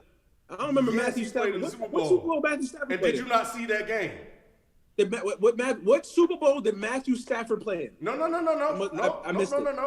It's Matthew Stafford, it's Josh Allen, it's all the other shit, right? But you saw Jimmy G in the Super Bowl, and you don't want to see fucking more. I saw Jimmy G against the Cowboys, how he almost gave that game away, and you don't want to see more. I saw Jimmy G with a bad thumb take his team 88 yards down the field to tie a football game. Did you miss the 2 picks that he threw in the beginning of that game? Bro, niggas be acting like shit don't happen in games, bro. He keep bringing that shit up. I'm like, bro, did you not hear the stat that I said in the playoff game? He had under 180 yards and a pick. That was his best performance on that game. Manny, I'll be with you in the first part, and then you change it up on the No, the first part, he was right, though. Hold on, Manny.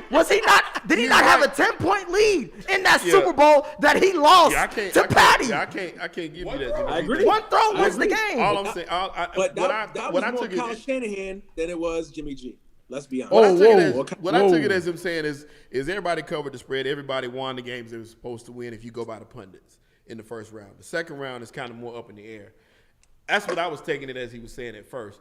Because, like I said, every home team won, except for the San Francisco Cowboys game. That was the only game that went against what we figured would happen if you go by the seedings. What is wrong with me? What is wrong with me saying if you ask me between two teams, Cincinnati or San Francisco, I think San Francisco is more dangerous just because San Francisco's been there before. What is wrong with that? What is wrong with that assessment?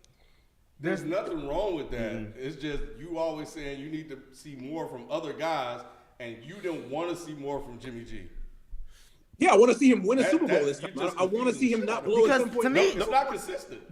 To me, the dangerous part of I just said what you wanted me to say. No. I want to see Jimmy G win a Super Bowl. I want to see him take his team to the Super Bowl, maintain a 10-point lead, and take his team home.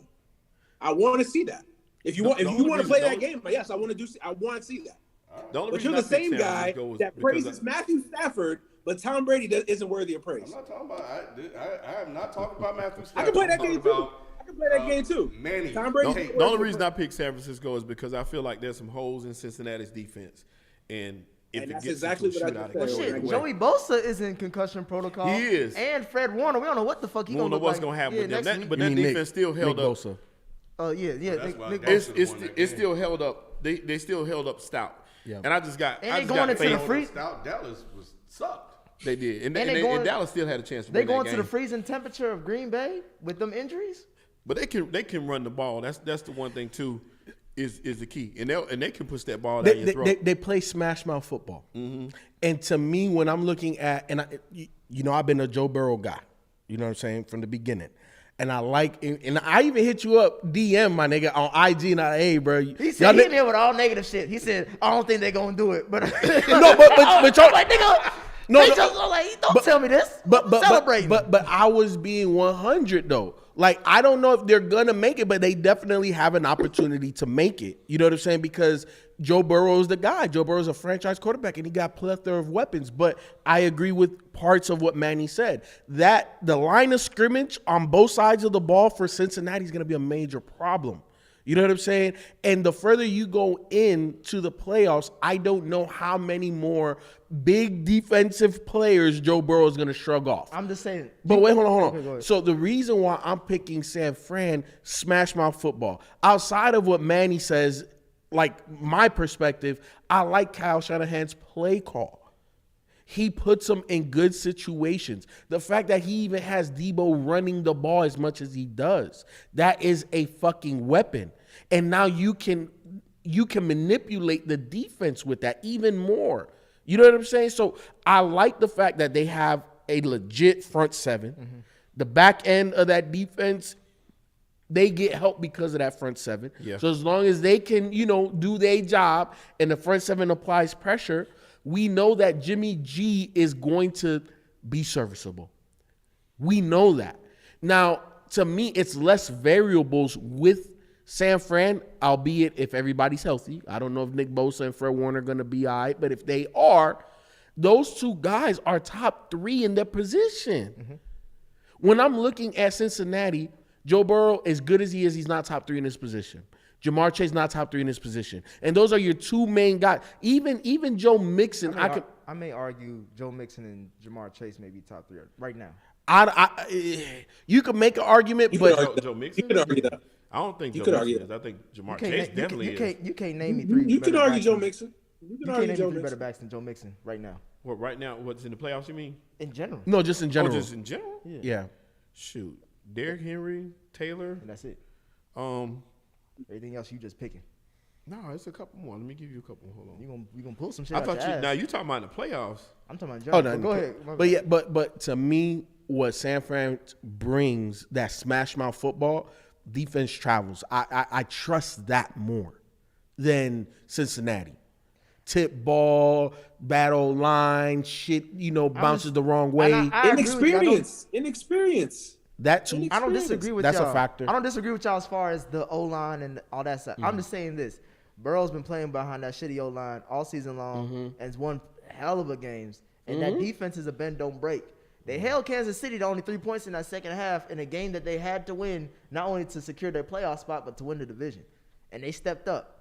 They also had to step up against the Raiders, and they got an interception to close out the game. So it's just kind of like they're a bend, don't break. They're going to give us some points, but they ain't going to give up the big play so far. Knock on wood. Right, and that's the only reason I said that though is because of what you said. They bend don't break. The one time they break could cost them. You know what I'm saying? You take. I mean, listen, I'm rooting for Cincinnati. I'm rooting for Cincinnati. I actually like Cincinnati. I love Joe Burrow. I think Cincinnati's finally got the blueprint there to have long-term, long-lasting success. Yes. I just think they're just a year too early. That's it. It's not a diss against Cincinnati. I think Cincinnati next year, that'll be the year where they're like, okay, we talking about Cincinnati like we talk about Buffalo, where they should now take that next step to competing for Super Bowls.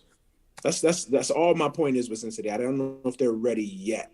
But hey, they could prove me the fuck wrong, and they could get to an AFC. Hell, they could get to a Super Bowl. Well, here's the thing. If the Bengals do make it, it's because Joe Burrow just went to a whole nother level. Mm-hmm. You know what I'm saying? And it's questionable to know if Joe Burrow, like how does he even have another level? Because what we've seen, he's played as good as any quarterback in the league. I don't think he's playing his best shit yet.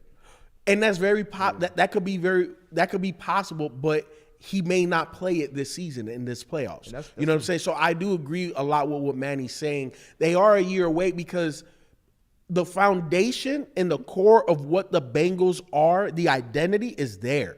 Now it's just on defense, give me 1 or 2 more playmakers, whether that's D-line, linebacker, or DB, just 1 or 2 more playmakers. And on offense, give me at least 2 slightly above average or way above average O-linemen. If they can somehow, somewhere, either through the draft or through free agency or wherever, if they can secure 2 O-linemen, that's going to be a major problem for the rest of the AFC. They're a couple moves away. 100%. And here's the thing. I'm 100% confident in them making those moves because of the moves that they have already made to get to this position.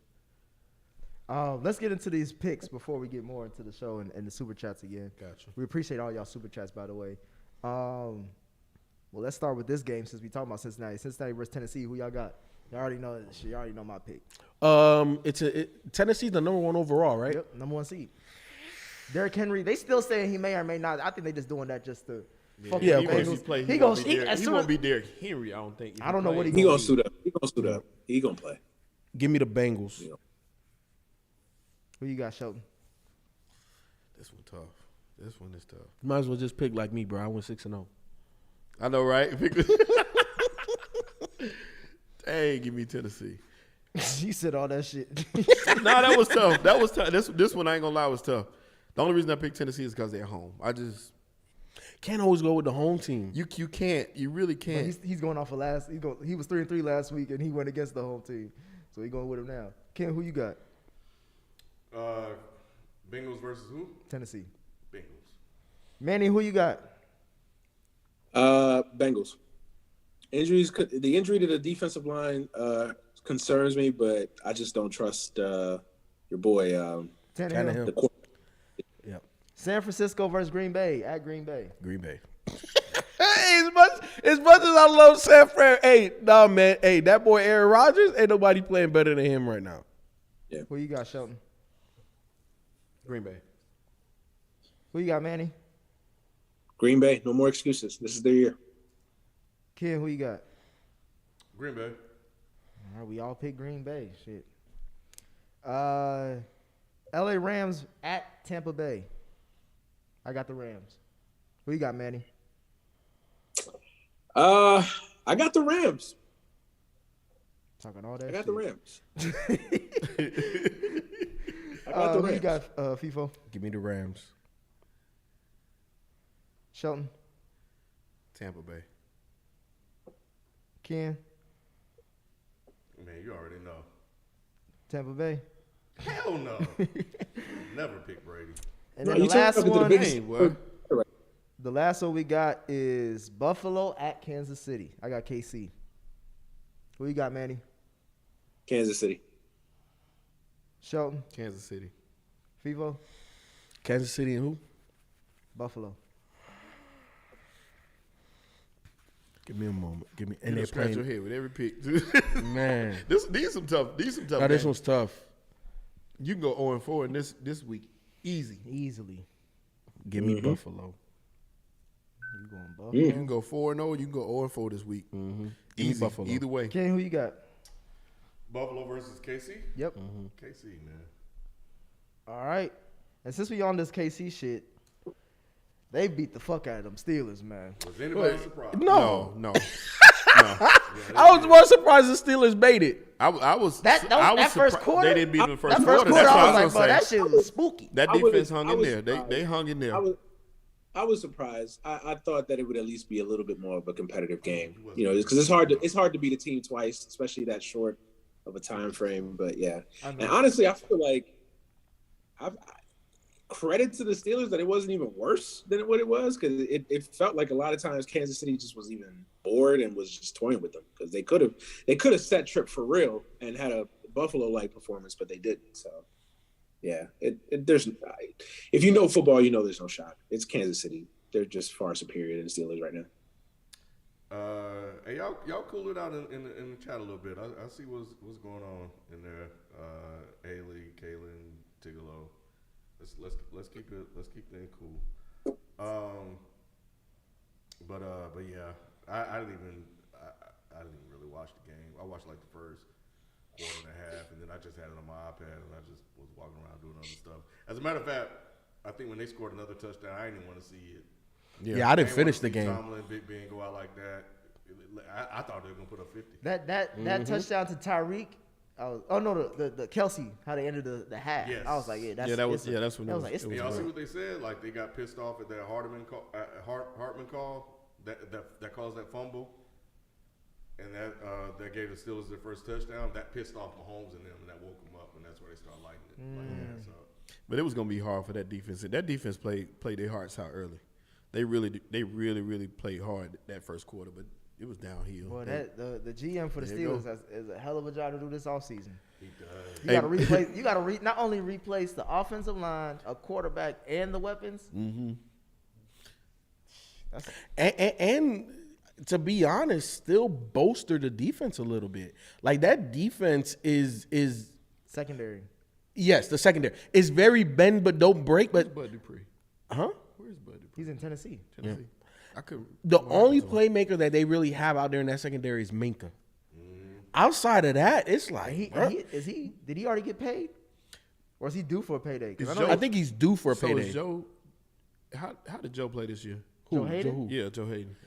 if you didn't Yeah. know, if you ain't know about it, he ain't do shit. Yeah. Yeah, like slow. they need another playmaker on that defense because it's too. it's too much on Minka. It's top heavy. Yes. I was The gonna say, defense is top heavy. if you have a great O-line, you can carve them up. Yeah. Because like if Watt ain't gonna get to you, or it's gonna take him a while to get to you, Yeah. and you got all them weapons and that speed, they literally did what they were supposed to do. They carved them up. Mike Tomlin, they were saying he took a shot today at Ben. He was talking about my next quarterback got to be mobile. I'm Well, sure it was fun. Yeah, of course. They were saying that they were trying to report it like it was a shot. Ben once upon a time was mobile. Yep. Once upon a time. Yeah, he was. But by the time Tomlin got Time him, ago. he was a pocket guy. Yeah. But now they did, man. I think the Steelers are in one of the most interesting situations in the NFL because of the organization, they're never just gonna look horrendous. Right. But it's like, where do they go from here? It's gonna be interesting. I'd love to see it because you still have a good enough team, with the pieces that they have to compete. You just gotta fill those holes. Yep. Now, And it's a lot of holes. it is a lot of holes. But I trust this. could he pull the coup of the century and get Aaron Rodgers to come there? And Devontae? That's my homeboy, a Steelers fan. He been saying he been Aaron Rodgers. Aaron Rodgers and Devontae? Why Because the it's a hell- package why the- deal. Why the hell? That's a Super Bowl team. It's a package deal. That's a Super Bowl team. Pittsburgh though, I don't see it. That's not their He MO. rather go to Denver. Y'all always doing these fantasy things. Well, he's gonna Ken. One of these big name quarterbacks is gonna move. At least one of I'm them. only doing it because I I think didn't Rodgers think is staying, Peyton was man. gonna go to I think Denver. And he Rodgers- did. I think What'd you say, Rodgers is Manny? staying. I think Rodgers is staying. I don't think he's going anywhere. I think the big quarterback to move is Russell. I think he's the big domino to fall, and whoever gets him is I going to think determine. Rodgers what posted happens. that shit with that picture of MJ and Scotty on The Last Dance, and he had him and Devontae Adams. That could be a reason why they've been balling this whole year. Like, bro, this our last run. We got No. They've been balling because they ballers. They've always been doing. shit. So was MJ and Scotty. I'm just saying, but there was something special about that last run. Yeah, can Devontae Adams catch a ball in the end zone like he did last year? He was dropping all kind of damn. I think they're a different team than they were last year. Yeah, they feel more complete. You know, honestly, Ken, And you said a lot. And They- they don't get it done. they feel Green Bay feels this year that they believe in the identity of who they are. Last year felt like everybody didn't necessarily trust LaFleur yet. That's what it felt like outside looking in. This year it feels like everybody's more so on the same page. Okay. We'll see. We'll see. I can see the Steelers drafting back though. Going back to the original plan, I can see the Steelers. I think the Steelers would rather go through the drafting and developing a young guy than like going out and making a big move. I just don't see the Steelers doing something like that. The only reason I don't know about that though, man, is because of the pieces that they have. Because if you're gonna start over, then you got TJ in his prime, you got Minka, you got some. But I trust them more than I gotta- trust another people because they got that pedigree of being an organization. They have the infrastructure in place. They got Tomlin there, who's a steady and rock. Yep. I trust them more than say like I don't know a Carolina or somebody like that. That's just been Yep. And then the other just thing too, Shelton, history may repeat itself. When Ben Roethlisberger took over, they had a whole bunch of dudes that were win now, and Ben as a rookie won now. And he wasn't stellar, a lot like Tom Brady. His first Super Bowl, he was shitball. You know what I'm saying? Like they didn't put a lot on his shoulders. Just like, hey, look, try to limit the turnovers, and we're gonna run with Jerome back here. You know what I'm saying? You just need to make a couple of throws. And if they get another quarterback, that's very similar. And look, to say that you're gonna draft another Ben Roethlisberger, look, Ben is arguably the best quarterback the Steelers have ever had. You know what I'm saying? So that's a very tall order to say, hey, we're gonna just draft his replacement. We don't know what it's gonna come out to, but what you said that they have win now guys, they could still technically win now. They just gotta bolster the rest if they get the quarterback they feel that can, just hold it together. He ain't gotta be special. Where are they picking? I think this is the year. I think this is the year where you're not. This is kind of a looked upon as a down quarterback class, but I actually think there's some gems in this quarterback class, and I think that there's going to be some guys that fall in this draft class because they don't get a lot of hype, but could end up being some gems. Like that kid from Liberty, Malik Willis. That dude is a beast. Hey, He's moving up now though, man, he's they moving talking up the about draft boards. Him and Pickett are like the most likely if there was a quarterback to go in the top 10. Those would be the two. But even like somebody like Matt Corral from Ole Miss, I can see him being, because of the injury and because whatever. I can see him falling at the late first round, and then the Steelers get a Matt Corral. To me, he's better already than what's his face. So I can see the Steelers doing something like that. We'll see. The fact that them motherfucking quarterbacks moving up like that means that it's a shitball draft class. Mm-hmm. Hey, they just got two picks in the top. To answer your question, I think the Steelers are going to be in the teens. They made the playoffs, so they got to be in the teens. Yeah, they're going to be in the teens. Yeah, they are. It just depends on who's available. I gotta really take an in-depth look at this class. I know they are. This is a top-heavy quarterback class, and like we said, there's only about 3 names. It will be some gems, but I don't know if it's somebody. I think it's a offense, like as far as wide receivers and DNs. Mm-hmm. It's a wide receiver and an offensive lineman. Yes, it's gonna be some good old linemen. Yeah, I did see that too. But yeah, as far as this is a rebuild draft, meaning that if you got holes, this is the draft to plug. Yeah, like the teams that should really come out of the draft better coming out than going in, like the Dolphins. The Dolphins got multiple first round picks this year. Philly has multiple first round picks. You said who? Yeah, the Jets. I really think the Jets are on the cusp of like surprising people. There's a lot of talent on that roster, and Robert Saleh. I don't think he's the greatest coach. The jury's still out in my opinion, but he's also not a bum coach either. No, yeah. So I think, after this draft, like the Jets can start making an ascension. Mm-hmm. Yeah, it's all plugging some holes. It's on Zach Wilson, man. His last 6 games, he cut down the turnovers. He didn't throw an interception. It's all about Zach Wilson. It's like any franchise, man. If the quarterback position is great, sky's the limit. They need some weapons, though. Jets ain't got enough weapons for Zach. I tell you what, though, I would really love to see like a Russell Wilson in Pittsburgh. I mean, I know that we talking fantasy, but just his attitude would fit that roster. Oh, 100%. That'll make that team that much better. You got that good running back. You got some decent receivers on the outside too. I would love to see Russell Wilson finish off in Pittsburgh. I agree. Wait, before you go to Arterial, what up, man? Do you like Russell more so with Pittsburgh versus the Giants? I do. Really? I like the Giants roster, but give me Pittsburgh's running back over Najee. Yeah, over Saquon. Over Saquon at this point. And that's not to knock Saquon, because I think I don't know. I said that all year long. It's gonna take him a year to get himself back, because I think Saquon's still gonna come back. I don't think Saquon's done like everybody trying to say. Yeah, I don't think. But still, I just like the power running game. I like the way that they're gonna push the rock. And then, like I said, he got those guys on the outside. He got some players out there. He got a good tight end there too. And I just like the attitude of Pittsburgh. It fits what Russell did closer in Seattle. There's a couple of reasons why I like him better with the Giants. Obviously, the market, number one. Right, so happy life, happy wife. I just talking about what I'm saying. The field. But even on the field, there's more weapons with the Giants, and like you said, the Saquon off year is already off. So his on year, and then the thing is because you have a Russell Wilson, he doesn't need to carry the ball 20 times. He can have maybe 20 touches, but he don't have to carry it 20 times. And we know that Russell Wilson is very judicious with the ball, and there's just way more there right now. Them Giants can't stay on the field, though. It's not. It's really not. The Giants? Galladay can't play. Galladay ain't playing 10 games any year.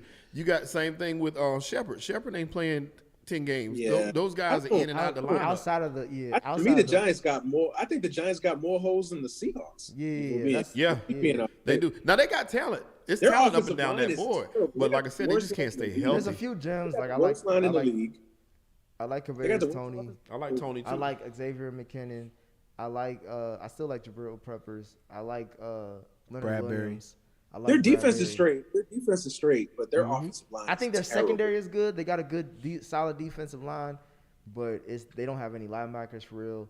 And on top of that, offensively, if you don't have an offensive line, bro, you ain't doing shit in no game.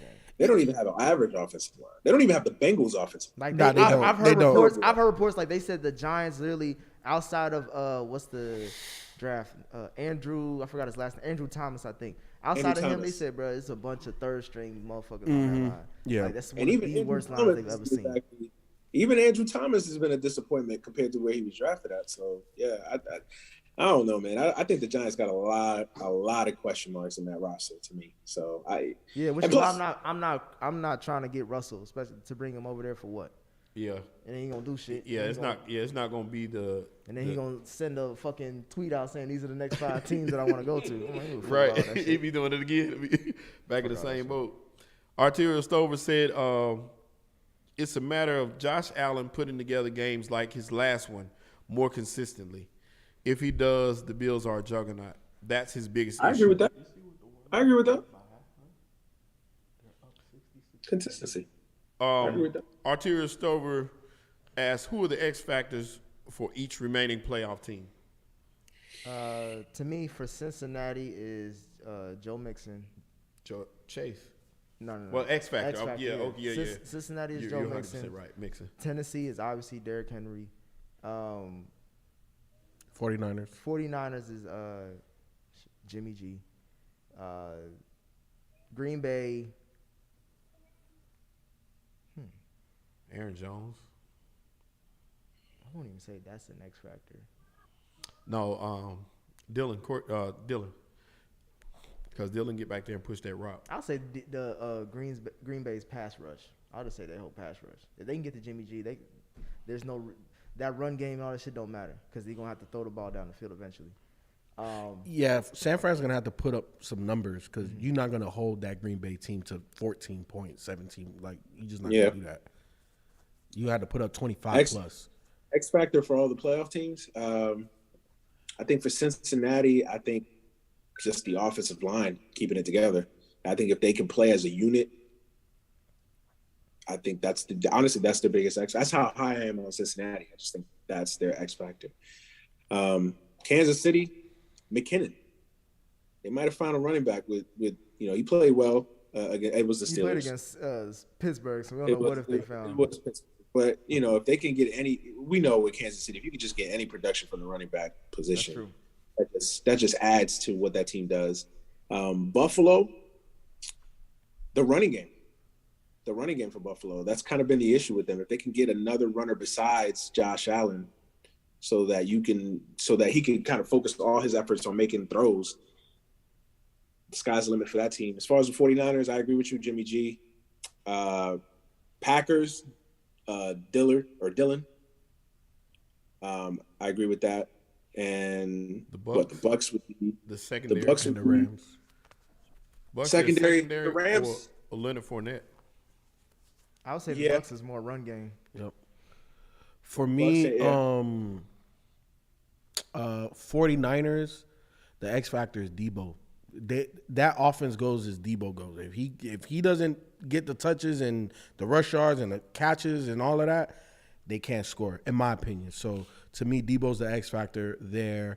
For Green Bay, it is the running game because they're gonna have to at some point just run it out. So to me, it's the run game in Green Bay. Tennessee, I agree with you, Nick. Obviously, is Derrick Henry. If he's 85% of Derrick Henry, that's a whole different ball game. Who they playing? Cincy. For Cincy, it's Joe Burrow. Like they go as Joe goes. If he throws for 200 some yards and 2 turnovers, whether that's fumble or picks, it's gonna be that's gonna be tough. Like he has to play like an elite level QB. Who else we got? The Rams and who? Tampa Bay. For me, the Rams is OBJ. I think OBJ needs to be Matthew Stafford's security blanket. We already know that Cooper Kupp is the number one guy, and any great defensive coordinator is going to try to take Cooper Kupp out. Where's OBJ going to be? You know what I'm saying? So how are they going to scheme him open? The Stafford, is he calm under pressure? Can he get to the second and third reads? So to me, it's OBJ. And Tampa, run game. Because we know they're going to throw the ball fucking 40 times. You know what I'm saying? So can you run it in those situations where you need to, take time off the clock or, short yardage situations? And then what's the last? one? That would be. What's we say? You got all AFC team. I think that's it. You got all. All right, that's it. Yeah. Okay. Yeah, I think you got all. Cool. I didn't get mine on the Rams. I actually think Cam Akers is the X factor for them. Cam Akers, I could see that too. Most of these teams is like it's run game. It's the run He game. told that rock like he told it on Monday. Yeah, I think that definitely helps Stafford. The reason why I say OBJ is because we already know the Bucs are going to throw 40 plus times a game, and with the Bucs throwing that many times, they're going to put up points. They're going to put up close to 30. I think that pass rush is going to get to Brady. He's the least more mobile quarterback left. And left. But Brady also gets rid of the ball like that too. Like who though? He ain't got his guys. Mike Evans is there. That's a deep ball. Like Evans is still there. I feel you, Gronk but is he can still still take short Scotty routes. Miller is important too. Scotty Miller makes little plays. And then I can't remember the wide receiver's name. You already know I'm bad with names, but the Number AB 18. replacement. Yeah, number 18. I can't Like they say that. Tyler Johnson. Yeah, they saying that Brady really likes him too. So, at the end of the day, though, Nick, is it asinine to really think that Tampa Bay is going to score 30 plus? Like they typically score 30 plus. I don't see Tom Brady scoring 30 plus on this Rams defense, especially after how they played on Monday night. Wait, did they play earlier? In the They Rams did. beat The them? Rams beat them early. They killed him. That's the thing It was that's a road scary. Yeah, because they not. This happened last year. Some team beat up on them, and then they got some. Kansas City beat the hell out of the damn Bucs, and then they got them back in the Super Bowl. Saints as well. Saints beat the Bucs in the regular season. Bucs Got fucked them back up. in the playoffs. I don't think they've beaten the Saints in the regular season since Brady got there. That's his kryptonite right now. Is the damn Saints. But the playoffs, he got them. Well, I just think I think most of those Rams, like, look, we've been here, or some of them are still from that Super Bowl. Well, run. it's going to be McVay. So can McVay come up with a different plan than he had in the regular season game? Andy Reid didn't do that. They didn't have OBJ at that time either, so that's a different element. Yeah. So And that's why he's my X factor.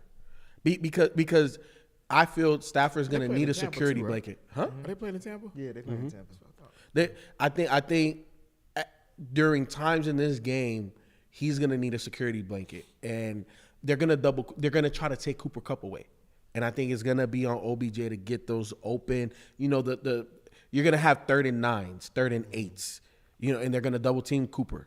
Can OBJ get open? Can he make that play? We know he can, but is Stafford going to, force it to Cooper? Or is he going to, let it go where it's supposed to go? So we'll see. Because to me, that's one of Stafford's biggest things that I feel like at this point in his career he shouldn't do as much. But he forces a lot of balls to people. You know what I'm saying? So we'll see. We'll see. All right, y'all, I got to dip about it here.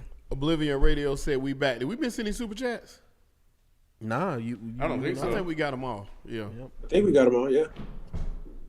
All right, Nick. Later. All right, Nick. All right, we have. That's gonna do it for us, man. Yep. Great show. Yep, Great yep. show, man, and we appreciate everybody showing up. Always. For all the super chats and memberships. Shout out to Manny and Q for coming through. Yes, sir. Hanging out with us as well. And we'll catch you guys next week. Yes, sir. We out. Peace. Peace. Peace. Man, I can't wait till we get back to this heavy basketball, man. Almost there. Hey, Manny, what you looking like right now? Bro, we missing a hell of a game. Duke and Florida State. Oh, y'all